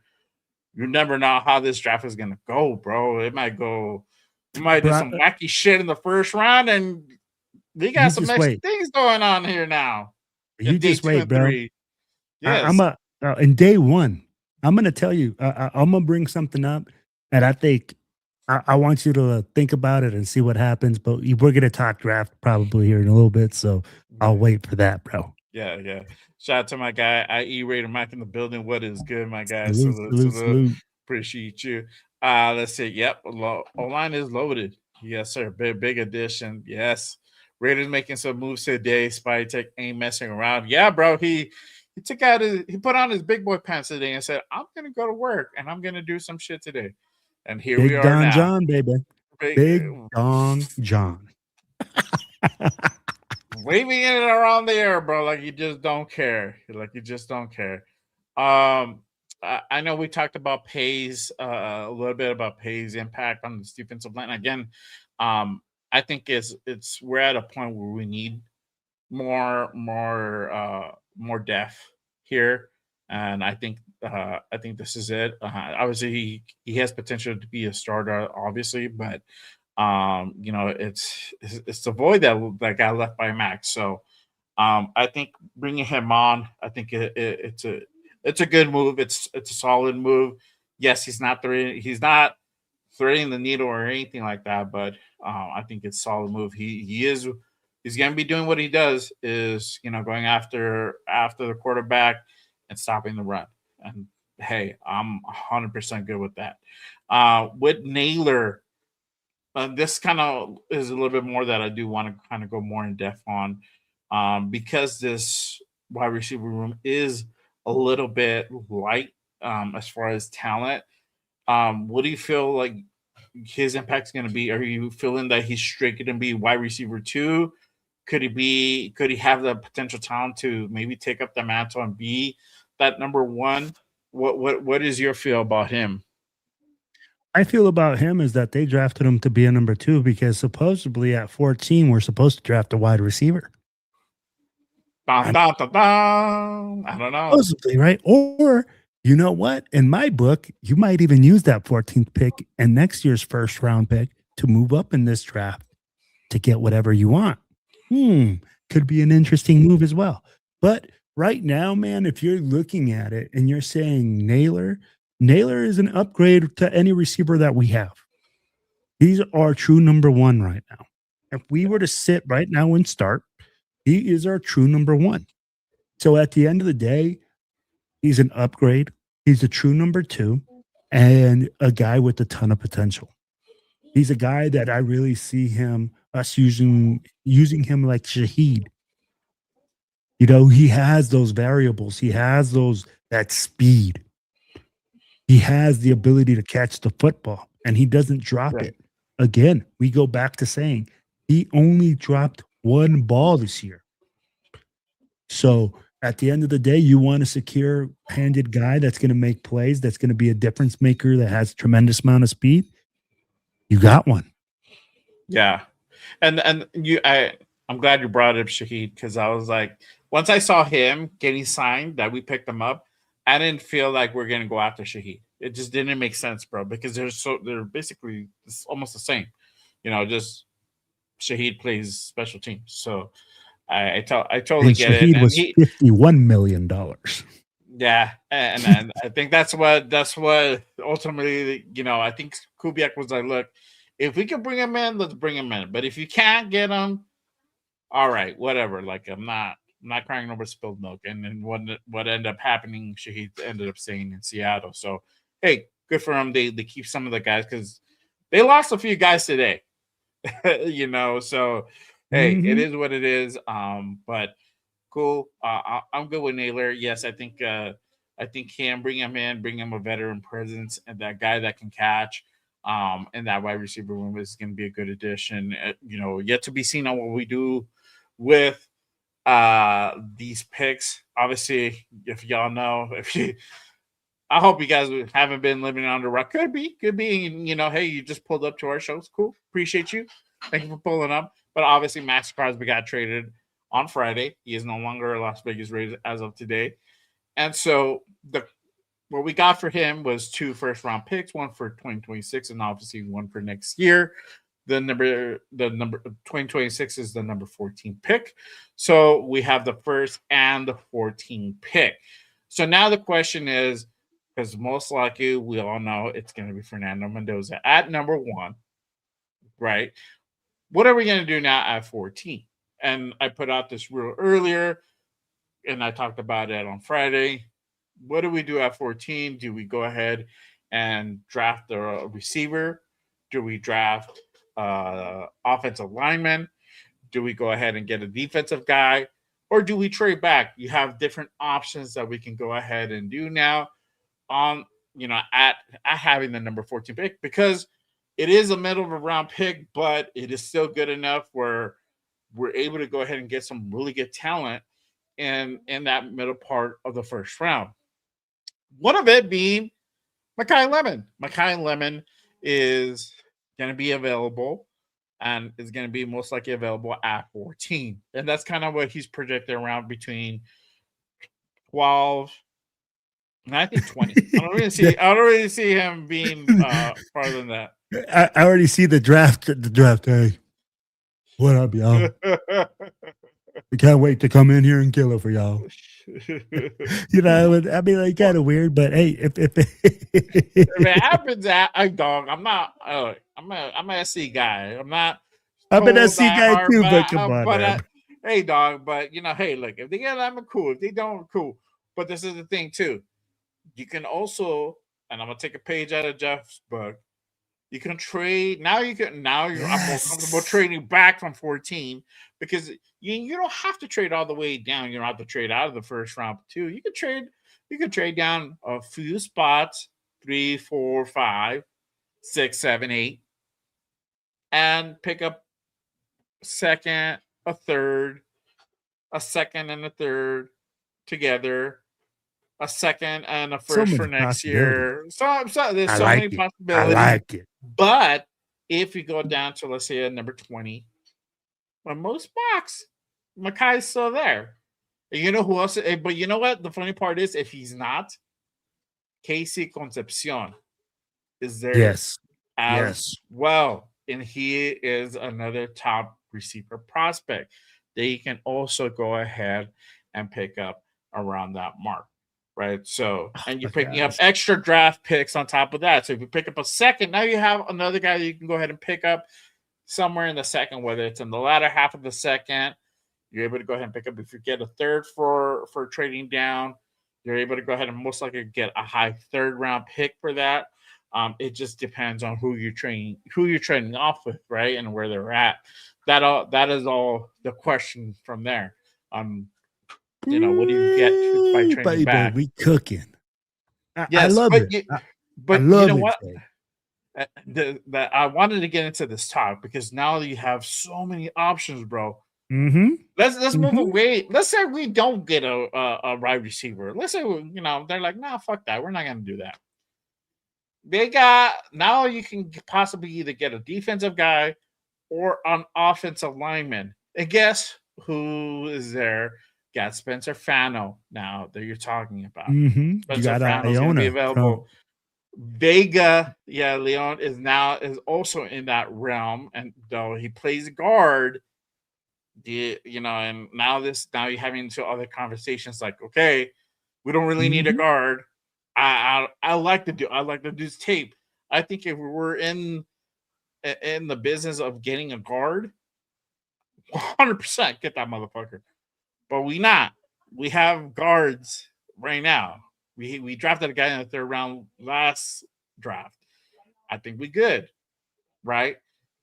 You can go ahead and get a defensive player. You can go ahead and get your potential Max Crosby replacement or close to it. And let's not put so much pressure. Go ahead and drop down to 14. You just don't know. I said Sonny Styles. Also, but Sonny Styles looks like he's fucking catapulted into the top 10. Bro, so no, about it. I'm gonna give you something, okay?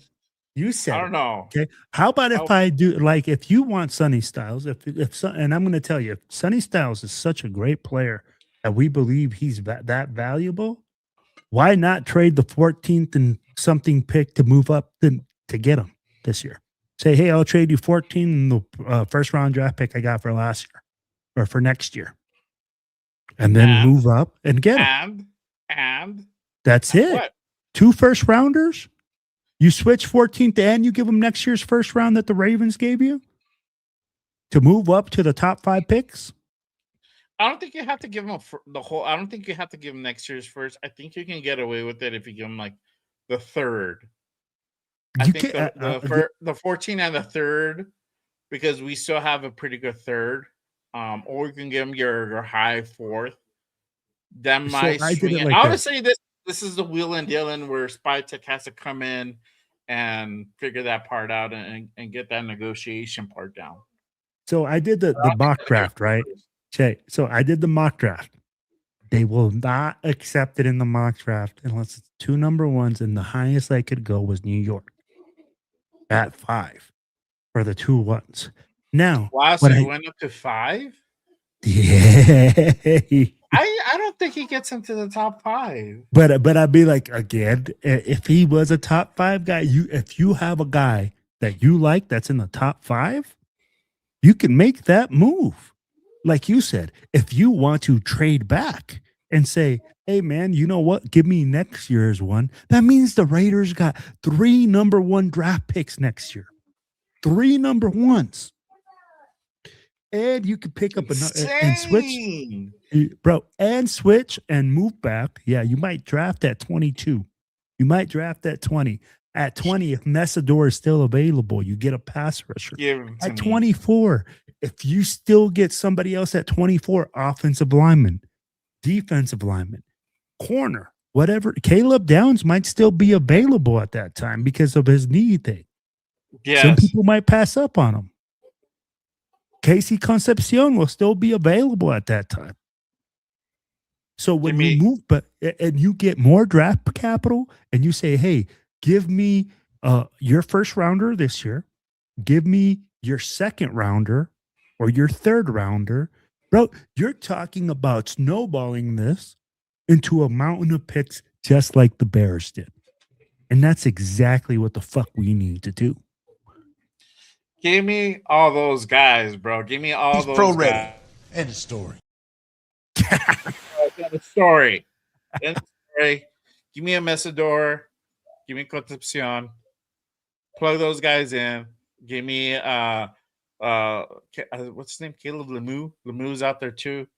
And that's the thing. Like when you look at all those names, and you said youth movement, right? If we're going young, Raider Nation needs to embrace the suck. We're going to suck next year. We're going to take our lumps.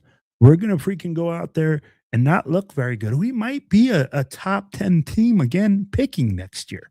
Hold on. Pump the brakes a little bit. I don't think we're going to be. Look, we went ahead and did the unthinkable and traded away Max Crosby, right? For 2 first-round picks because he didn't fit into our timeline and all this, whoop-de-woo and whatever. So now we have a number 14 pick that we can, do either get a BPA in whatever class or trade down from and get extra picks and literally fast track our rebuild. So now from like knowing that we just like plain old going to be like garbage, we might be just like garbage. We aight. So I'm going to tell you the range, bro. We might move into like that range. We might fuck around and be aight. You know what? The reason I say this, Jay, it's not because I don't think the team will get better. It's because of the division that we're in. When you talk about the AFC West, it's an absolute monster. So it's not that the Raiders are not going to get better. It's not that we're not going to improve. It's the fact that we play in one of the toughest divisions in football with 3 very experienced coaches that each team keeps getting better and better and better every year. So we need to catch up. So that's why I say, hey, we're going to take our lumps. In my opinion, we'll be a top 50. We draft in the top 15 next year. What's that? After today, I think we might have maybe leapfrog at least maybe one team. We'll see. Who did we leapfrog, Jay? I don't know. I said maybe. Did we leapfrog the Chargers? Maybe. Did we leapfrog the Broncos? No, we didn't leapfrog the Broncos, but the Chiefs? Chokers? No, not the Chiefs. The Chiefs, bro. The Chiefs went out and fucking got they overpaid and got their fucking Super Bowl champion running back. So good for them. I'm glad you overpaid. That means you can't go out and get other quality players and shit. Fuck you guys, but you always have to worry about them. And until like I think Mahomes exits the division or he retires, and then you won't. It depends on who the next guy is too. But for sure, I mean the Broncos they're still going to be formidable this season. I don't think they're going to lose that much of a step. Neither the Chiefs are going to go ahead and do some of the things to go ahead and get their ass back on track. I think the Chargers is going to be us, and the Chargers are going to be more in that neck and neck. But obviously, we'll see what we do in this draft coming. But now we have more ammunition. We have more draft picks. We have more things that we can go ahead and do, especially in that first round. I'm excited for it. In that second round, again, I feel that in that second round, we're probably going to go defense. Don't be surprised if we pick up a nose tackle, Jacob a Rodriguez. linebacker. Yeah, Jacob Rodriguez, Lee Hunter. We met with Lee Hunter in the combine, so that's a guy that you can go ahead and keep an eye on for as well. Anthony Hill Jr., a linebacker, is going to be out there as well. That we, go ahead and keep your eye on him. So there's different options that we can go ahead and do. Edge, Cassius Howell is going to be out there as well. So I'm throwing it. I feel that the second round is going to be defense. Third round, I think we're probably going to follow suit on that defensive side. I think for us to be really, if we're going to go offensive line, is to upgrade. And I think to upgrade, you have to do it in the second or first round. Because we drafted Caleb Rogers in the third and Charles Grant in the third. So when you draft in the third, these are potentially like almost starter level. They're almost there, right? It just depends on how you work with them, how you develop these guys. When you're getting somebody in the first round, second round, especially for offensive line, these guys are potential starters already at that point in the NFL. So that's what you're kind of looking at. So if something happens, even if they draft somebody in the first or second round offensive line, I'm not mad at that. I'm cool. Would I be a little bit disappointed we didn't get Rodriguez? Yes, but I won't throw my TV at the door. I won't. And then the fourth round, we got comp picks as well. So now we got like 2 extra comp picks on top of what we already have. So I expect us to go, again, defense. We might mix a little bit of offense in there. We might pick up. There could be where we get a lineman. We also got to think about, hopefully, Spytek is watching, but probably not. Maybe down that line, later rounds, we draft Colton Miller's potential replacement for down the line. We have to. Yeah, so you have to think with the future in mind, and this is the thing that we failed to do years prior, and this is now we're barely getting to the point where we're able to go ahead and kind of rectify that. I can't wait to see what they do. Obviously, corners are going to be another one too. Safeties, might pick up another safety in this draft as well. Maybe pick up another nickel. It just depends how you want to go ahead and go as well. Let me go ahead and take some comments from the chat. Again, appreciate you guys pulling up and rocking with us on this Monday night. Make sure you guys go ahead and get your questions, comments in real quick. We'll be on a little bit longer, but make sure you guys hit that like, hit that subscribe on both channels. And also, I think Primus is still on as well. So if you're on Primus channel, you're new there, make sure you guys go ahead, head on over, give him a like and subscribe. Where I can't even point at him anymore. Yeah, this way. He would be here, but he's gone. He's not here. So make sure you guys go ahead and give Will a like and subscribe. And then obviously for me at Just Raiders, make sure you guys go ahead and hit that like, hit that subscribe on this channel. Trying to get to that 1,700 mark. So hit that like. All right, let's see here. We go back. Ooh, we got lost a little bit. All right, cool. Butterby,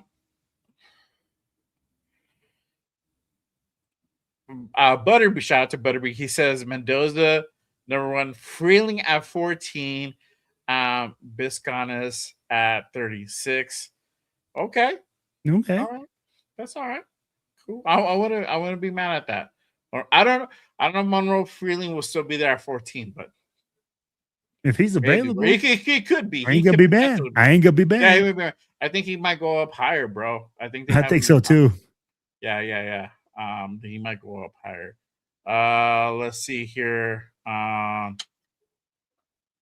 Frank says target your first player, then move, and if you can, have to. Yeah, that's why you have they're gonna have their big board. So for sure. Yeah, at this point, we have the luxury of going BP on 14. We do, bro. Absolutely. Or trading back. It just depends. It depends.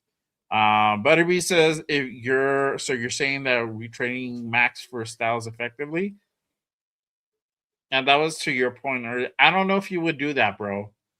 I don't know if you would go up to get him. It just depends how Spytek and Robbie Leonard feel about him. Exactly, and that's where I'm saying. Yeah, is he talented? Fuck yeah, that dude's phenomenal. Phenomenal. He would definitely boost up your defense immediately, but you would have to go up for that. You would have to go up for that unless they trade out of the number 1 pick, which I'll be like, bruh, what the fuck? But again, you have The number 1 pick.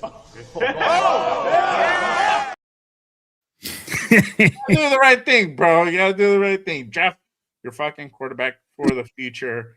Come on now. What are we doing? All right. Let's see here. Butterbean says, I think this is really a deep class out of the 3rd round. Zion Young early to mid 2nd is a great. Yeah, another guy too. Keep it on the money. Keep your eye on for sure. Scholar Bell is a guy to watch around late 2nd, early 3rd. But this is the thing with guys like that. I feel like it's just like another nailer type of guy. I don't think this wide he's the same type. Yeah, I don't think it's like it's too deep. I think it's shallow. Like Lemon and Concepcion, maybe Jacoby Lane has potential, maybe going wide receiver 1. I think he needs a little bit more development. Maybe he can get there. But out of those 3 guys, that's it. I mean, I see Malachi Fields out of Notre Dame. I think he has some potential too. But I think with him is like injury, if I'm not mistaken.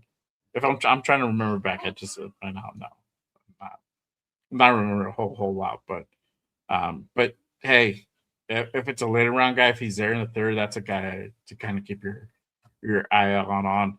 Frank says we ain't out of the cellar yet, fellas. Yep. Nah, but we dig R. it, Mason bro. Thomas. Yes, R. Mason Thomas is another guy to look out for. Man, that is I like that guy. Guy's phenomenal. Raider Allah. Shout out to Raider Allah. He says, How are you so sure we ain't going to take our lumps? Why don't you wait until we play, then decide where we are? You're making too much of what the division we play in. It's a hard division, bro. It's a hard division. And we're in a rebuild, dog. Mm-hmm. We're in a rebuild. Are we gonna look like complete utter shit?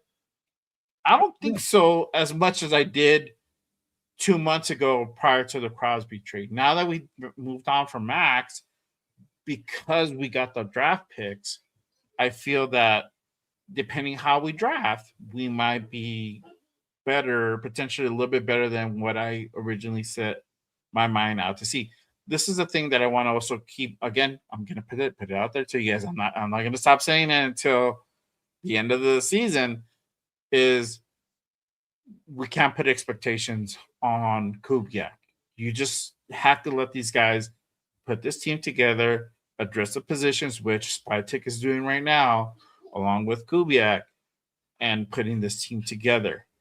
Then it's literally starting to go ahead and prepare for the season, through training camp, through OTAs, all that good stuff, yada, yada, but don't expect too much from this team. Just the only expectation is probably just to look better. No, don't focus on the record itself. Not this season. Next season, we can go ahead and start doing that. But I feel like are we going to look a little bit better than originally expected? Yes. And I didn't expect a whole lot from this team. Now I can probably say my head, hold my head up a little bit higher. But some of these things we already needed. I was going to say some of these things we already knew what we were going to do. Getting Tyler in the ball was a must. We needed to upgrade this offensive line. So we knew that. We need to protect the quarterback. We need to go ahead and improve our run game. And that goes down to upgrading the offensive line. So, that's kind of what we're looking at. But go ahead. Sorry. No, my bust, man. Come on, man. Are we really going to go, hey, Now we got Fernando Mendoza, and all of a sudden we're not going to take our lumps? Come on, man. Hey, you got to be realistic. Here's the thing. Just because we're being realistic, saying that this team is going to take their lumps, is going to struggle, they're not going to be the best, they're not going to be the worst, but we're going to be on the way. We know this for a fact. We are in a full rebuild. We just traded our star player. We traded our franchise guy. We are at the bottom of the barrel. We are digging our way out. To say that we are automatically in 1 year going to make a huge turnaround is unrealistic. And then to put that on this young man, okay? And this is why I keep saying, putting this type of pressure on just because Fernando Mendoza is coming, to say that we are automatically going to start winning 8, 9, 10 games is unrealistic. We just came from winning 3 games in a season. Yep. Set the standards. Say, hey, you know what? We're going to take our lumps. He's going to learn. He's going to keep growing, and our team is going to grow together. Year 1, you dismounted. Year 2, you're still struggling. Year 3, you should be a really good fucking team. And that's what the Raiders are expecting. And that's why you see a bunch of 3-year contracts. Yeah. And I think that what you were saying about having do a big leapfrog, that would be more realistic if we had already Fernando Mendoza and he's going on to like year 2 in a similar situation, just kind of like Caleb Williams did, where he had a terrible first year, rookie year, and going into the second season it was largely due to coaching, right? And maybe needing some weapons. Now you can make kind of that type of trajectory makes sense. But honestly, first and foremost, if we're able to go ahead and double the wins that we had last year, that's a win in itself. Not Absolutely. saying that should be the expectation. I'm just saying, like, if that were to happen, we win. If we win one more game than last year, that's still a win. We're building towards something, because we have extra draft picks doesn't necessarily mean that we're going to go ahead and be great all of a sudden. No, what I'm saying is it's probably going to not look as bad as I originally thought. It might look just a little bit better. I don't know about 9-8, my guy. I think that's setting the bar too high, bro. I don't think we're going to be a 9-8 team. I think we're going to be looking a little bit worse than that. So again, it's just I don't want to put a number out there because I don't have an expectation for this team. I just want us to go ahead and work towards putting the foundation looking better at least than we did last year. Whether it translates into 1 more win, 2 more wins, so be it. Cool. 3 more wins, cool. I'm okay with that. Then that's to me seems more realistic than going from a 3-14 to a 10-17 automatically. So it's a big leap. Y'all don't think so, Sure. but it is because you're trying to win 7 more games. 7 more games is a lot of games for real. Agree. Butterbean says trading 2 first was suggested. I don't know what you mean by that. When I said you can trade 2 first to move up in the draft if you want to. Oh yeah. That would be a lot. I don't know if I would do that for Styles, but again, it just depends if these guys are that high on him. I don't think you do, especially with the guys that are coming out. Again, Ruben Bain, because he just got measured, is probably going to be falling out of the top 10. It's crazy, bro. Because of our measurement. Talented. Yeah, because of his measurables, it's crazy. Mesidor is probably going to be coming up toward the bottom half, maybe mid first round. So you have guys that are going to be out there that you can potentially go ahead and go after. You trade back, in my opinion, bro. And honestly, the trade back that you said, where you give me next year's number 1, and you say, hey, I'll give you next year's number 1, and you give me some added ammo for this year, I take it. I know a lot of people are going to be like, no, you can draft Makai Lemon, you can draft this guy. I don't give a fuck. We need more than Makai Lemon. We need more than a number 1 receiver. So if we get 2 or 3 more draft picks out of this number 1, Why not? And another number one for next year, bro. Like we said, 3 number ones next year. That would be Sign me the insane. fuck up. Yes, exactly. Shout out to my guy G Fam in the building, one of my mods and members here at Just Raiders. Appreciate you, my guy. Salute. Thank you for putting up the channels up on the chat. Appreciate you, my guy. Salute. Yeah. Avocado says nice shirt, bro. There you go. He says, where'd you get that, bro? He wants one. Yeah, I'm gonna send them the link. It is hard, bro. It is hard. But honestly, though, before we got on, I thought about why you look like why you dress up as Scarface? I'm Scarface Raider now, Are bro. you on location in Miami? Like, do you know something we don't know? I don't know, dog. You know the way I live my life, bro. He's like, I'm on vacay, dog. I'm always on vacay. I'm always on vacay, dog. Hey, oh man, that's fucking dope. My wife likes to travel, man. My wife likes to travel, so I have to stay ready to be tropical at any time, bro. Apparently so, or is it? It's just because Spytek is cooking so hot that you had to pull out the Hawaiian shirt and show the hamburger meat.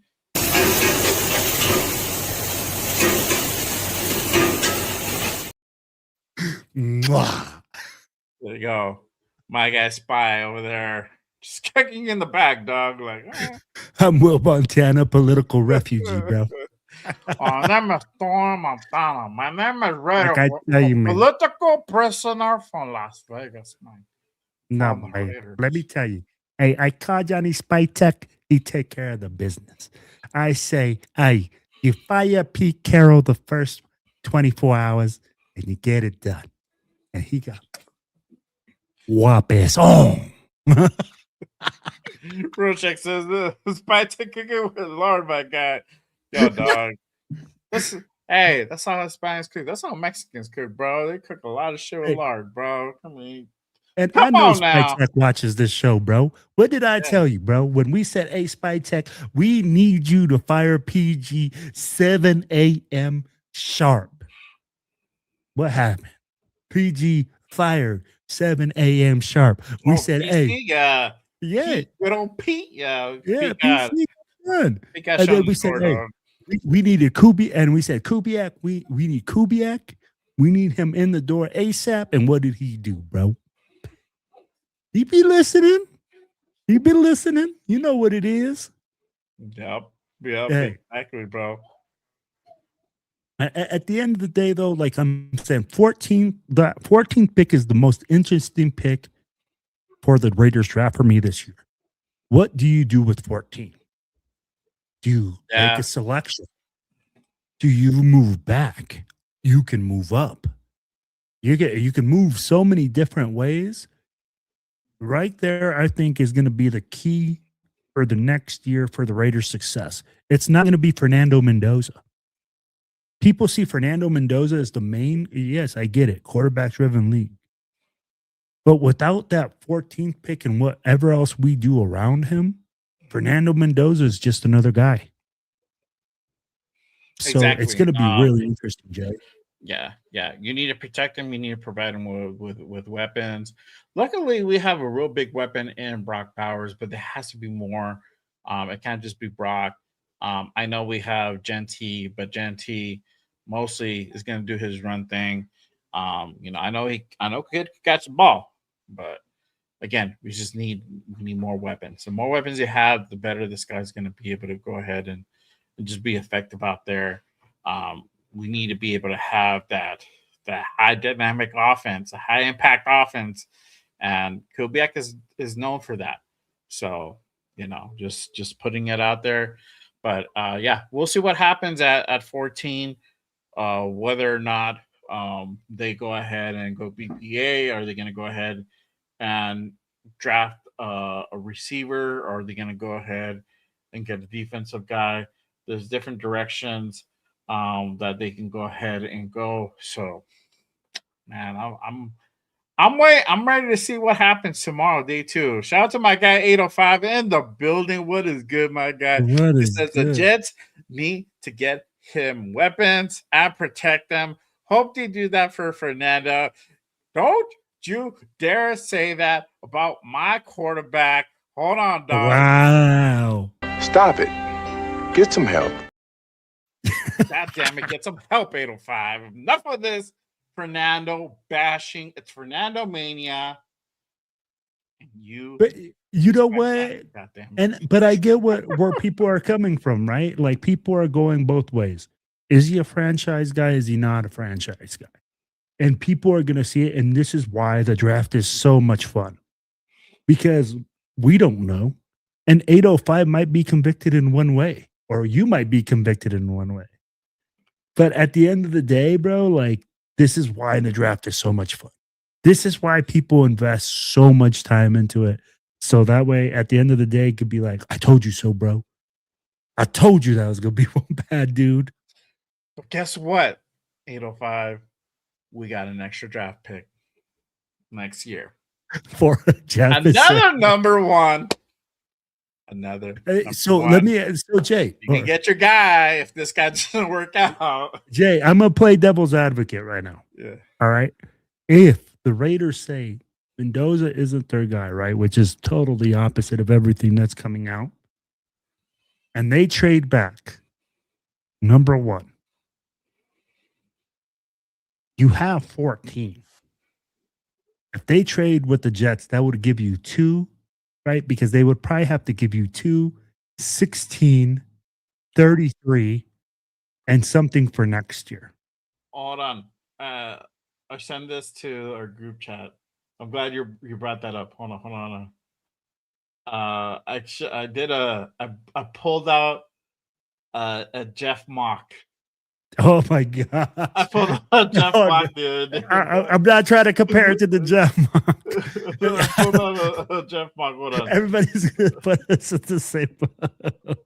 Let I me love you, save Jeff, but this is a dangerous territory now that you're putting us in, bro.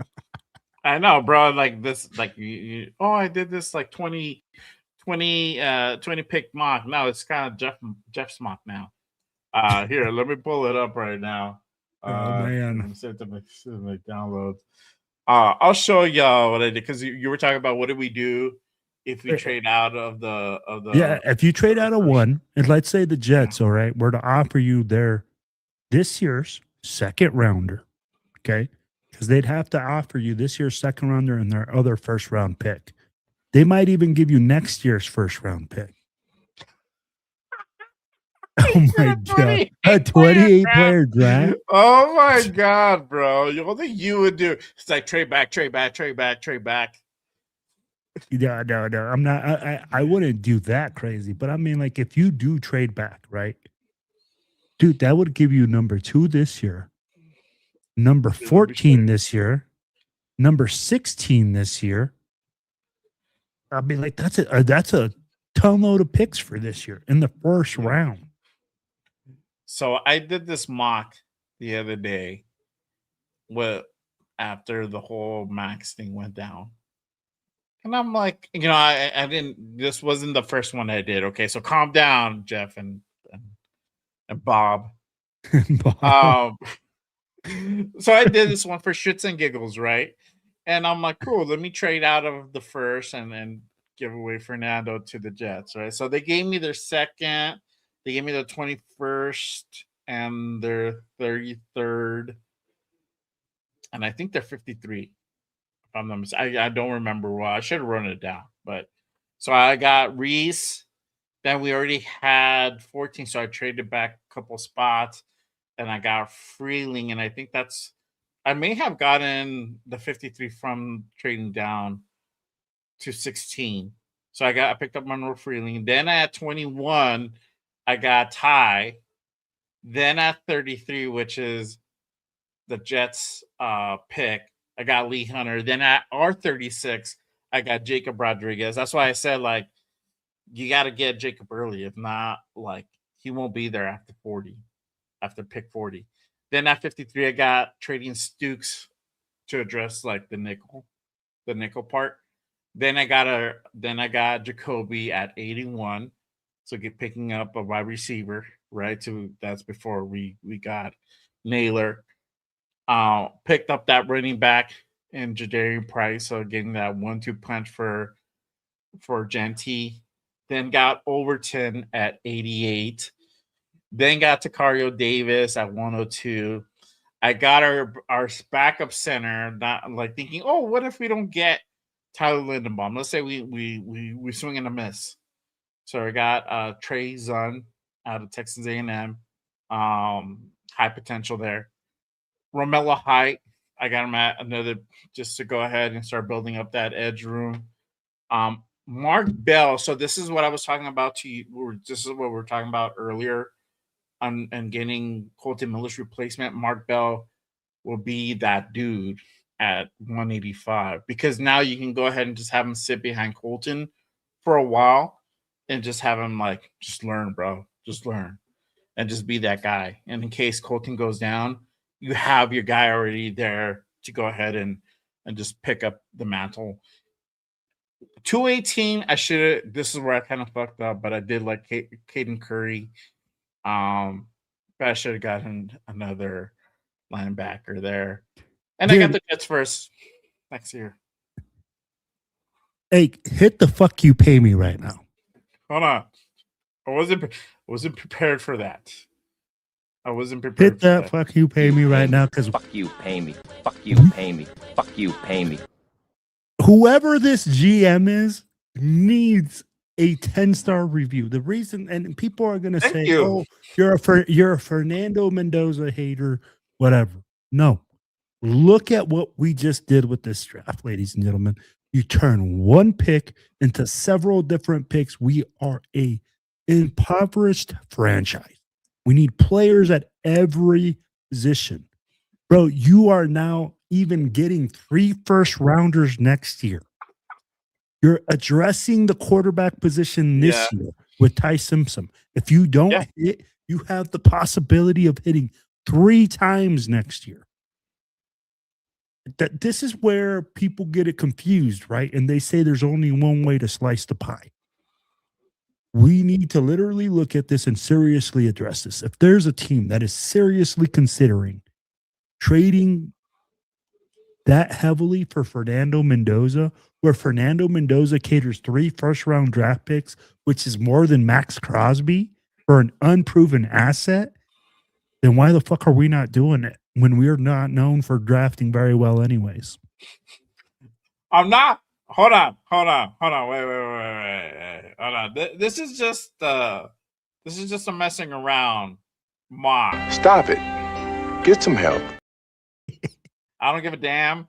I'm still drafting Fernando Mendoza. You need to get some help. Both of you. Stop it. But hey, you know what? If in case Spytek and Kubiak are not sold, maybe this could potentially happen. I don't know. But Jay, I'd be like, honestly, if you're not listening for 3 first-rounders, I'd be like, bro, that's a lot. And I mean, like, you're only moving back 1 spot. I get that you're moving off that quarterback spot, but the players that are available in this draft, the better players are not the quarterbacks. They're at different spots. Why not take the risk at that? Yeah, people are going to say, well, we won't have our shot next year. We don't know if the Ravens are going to be bad. Well, now we don't know if the Jets will suck. So to play devil's advocate, now you have a better shot of getting into the top 10, potentially the top 5. Now you do.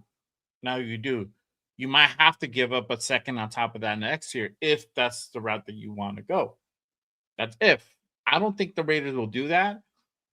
But if you're gonna do that, that might be the route you have to go in.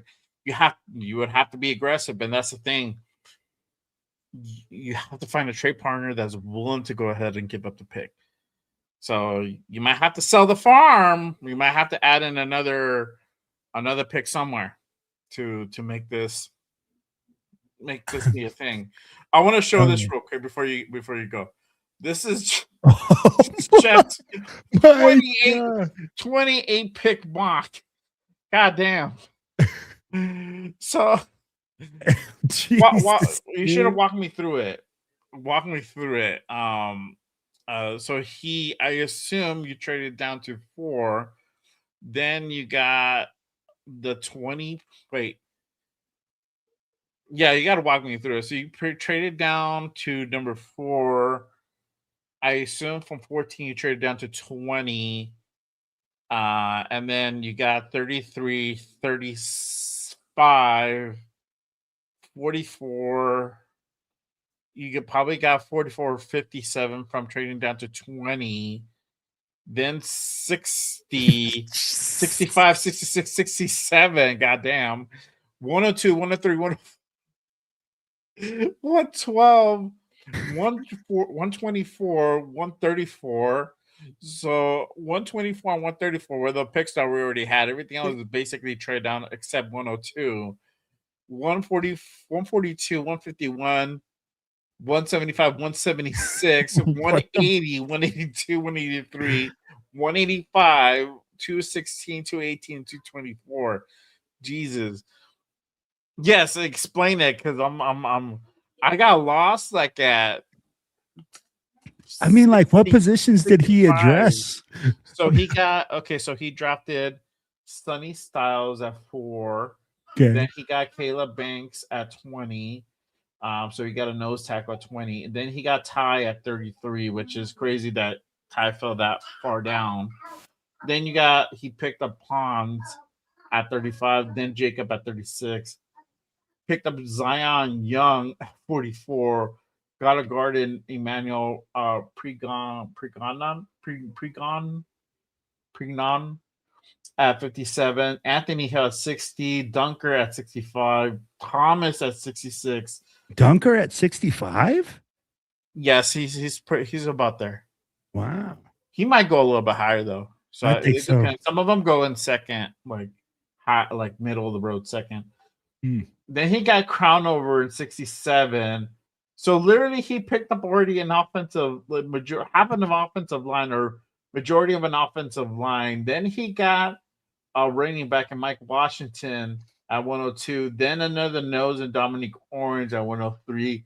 Then Brennan Thompson, the wide receiver, at 104, which, well, that's all right. Well, I would have gotten an edge in that 65 round, like the second or third. I don't know if I would have waited to 104.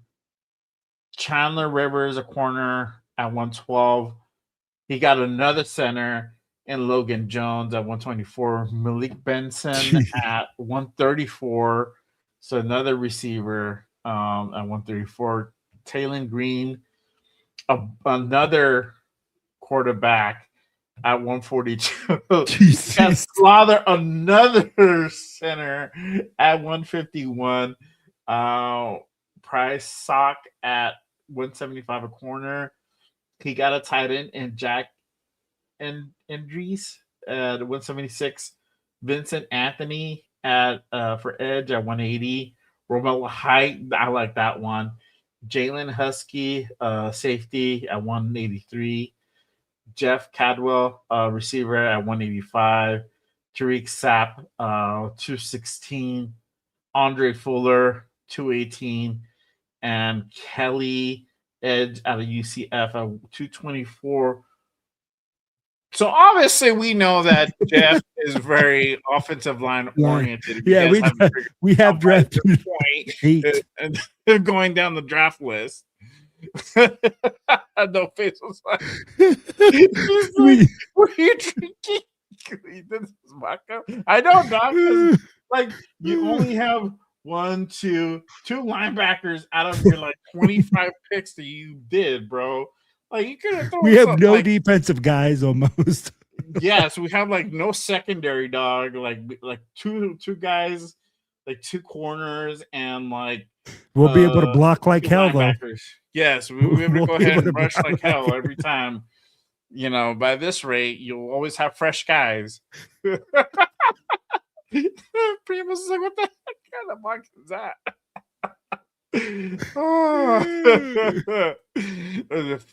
What happened here?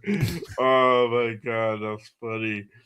Oh yeah. I mean, well, 3, my bad. Because you did get Sonny Styles. You get Sonny Styles and Rodriguez alone, and Anthony Hill. That's a pretty sick fucking linebacker room, bro. That's for sure. That's for Yeah. sure. But I would probably got maybe a couple more corners, safety. Maybe Safety. maybe a defensive end or two that are a little bit higher A than. little bit higher, yeah. Yeah. I would I mean, prioritize. You still have to replace or try to at least aim towards, really putting a high quality into replacing 805. Max Dude, Josh. did you see I'm 805's just playing comment? on We're you. going to the wing T offense.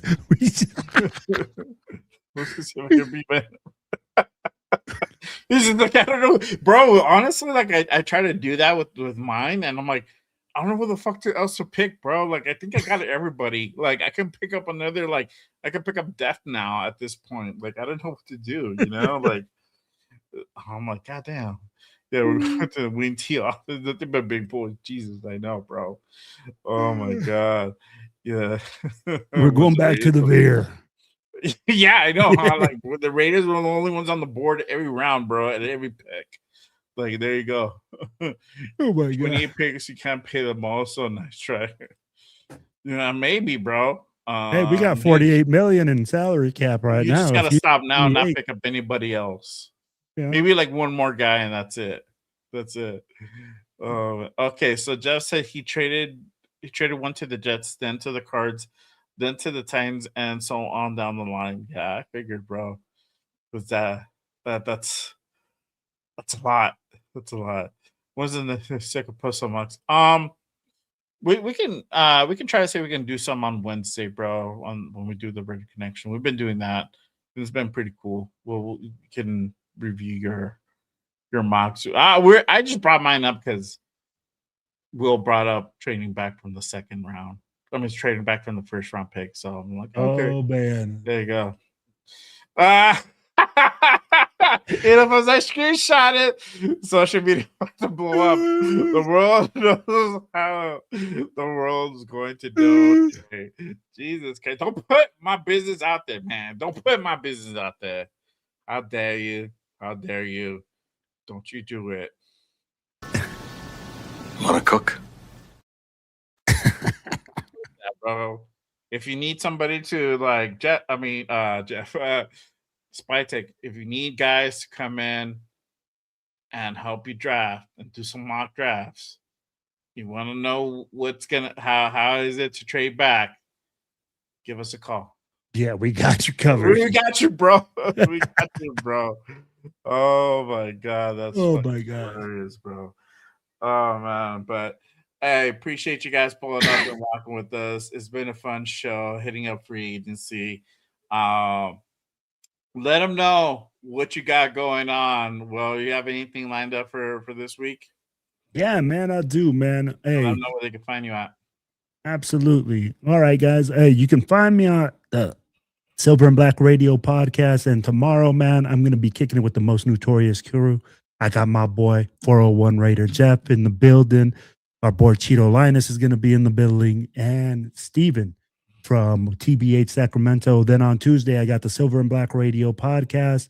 And guys, look us up on the Silver and Black Radio podcast.com. And that's pretty much where I'm at, man. Everywhere on YouTube, IG, TikTok, Instagram.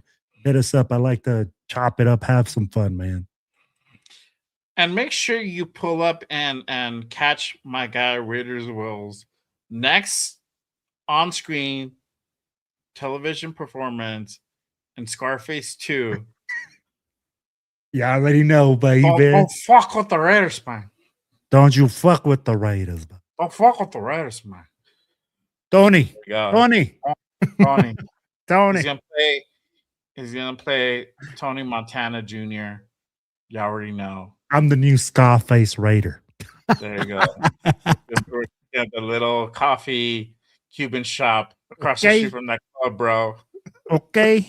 You give me a Cubano. Okay, go get me a Cubano. Okay, Jay? Man, that should have been a pick, man. I'm gonna Hey, tell you Jay. right now. Would have tried it back from top, man. Would have been picking gold out of the street. Let me tell you. Oh man. And catch our guy Hollywood Raider Jeff playing the part of Frank in Scarface 2. Frank. He's gonna be the boss. Frank. I tell you something, man. That's a hustle. That's a hustle, man. A guy. Oh man. Oh, that's too funny, bro. Dude, I can't even do it. It's too funny. Oh man. Mother. Oh man, Willito's way. Ain't no There way, you go. man. Shout out to my Ain't no guy, Val Raider. Appreciate you pulling up. We about to go ahead and we've been on for like over 3 hours, bro. I'm about to get yelled at, dog. You about to get maybe yelled at? Probably not. My wife's but already I in will. bed, bro. She's Okay, she's like, you know what? Just I'll see you when I see you. She's like, go talk to your friends on your TV. I know. Go do the TV thing for the next few hours. Like I'll see you. I'll see you when I see you. I know that's kind of how I get treated here, bro. Oh man, that's I'm a funny. second-class citizen in my own home. Exactly, bro. That's sometimes I feel that way. I'll be like, you know what? You guys don't care about me. Whatever. Fuck you guys. I'm just here to change diapers and 100%, bro. Pay bills, change diapers, and bills take and out the change trash. Take out the trash. Take out the trash. Oh man. But make sure you guys go ahead and pull up and hit that like, hit that subscribe on this channel. Just Raiders. I will be back. Oh man, my eyes are burning. I'll be back on Wednesday with the fellas for the Raider Connection. Make sure you guys go ahead and tap in. We have a special guest again on the Raider Connection this Wednesday coming up. We have none other than our guy, Alpha Kasi Raider, will be joining us. And guess what? It's going to be kickoff for free agency. Free agency will start that day. And some of these deals will already be cinched up, but you never know. We might have some other stuff come through the pipeline. So make sure you guys pull up. We'll go ahead and talk about everybody that we acquired today and the rest of the week moving forward up into that day. So make sure you guys go ahead and pull up for that one. It's gonna be a fire show every damn Wednesday, 7 p.m. Pacific on this channel. My guy Jeff's channel, Leo's channel, Cheeto Liner, and LB Rated 10. Make sure you guys go ahead and tap in for that one. But that is our time for today. Appreciate you pulling up, guys. Ray's like, we're gonna get deported back to Cuba. Hey man, let me tell you like this, okay? You need to like it, share it, and subscribe it to my boy Just Raider podcast, okay? And let's get it done. And go Raiders. Go Raiders. There you go. That's what's up. But appreciate you guys. I will see you guys on the next one on Wednesday for the Raider Connection with the fellas. So make sure you guys go ahead, tap in, hit that noti. As always, if news goes on, I will go on. So if something happens tomorrow, your asses might see me again. But until then, that is it. That is it for me today. That is it from us. I'll play the new outro, the intro, whatever. New one. No Max. So hope you guys enjoyed it. Y'all have a good night. Raiders. Peace. Always remember, just Raiders, baby. Let's go.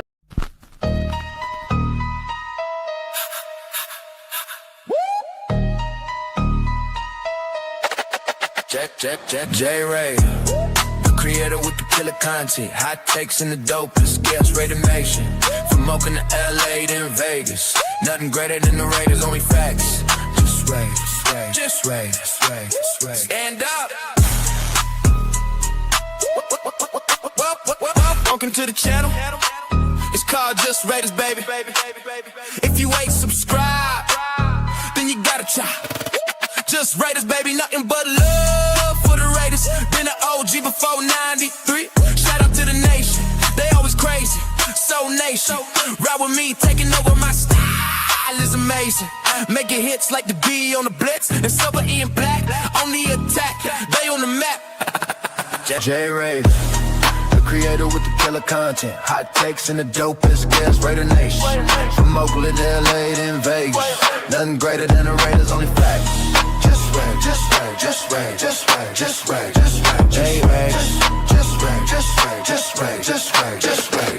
Just Raiders.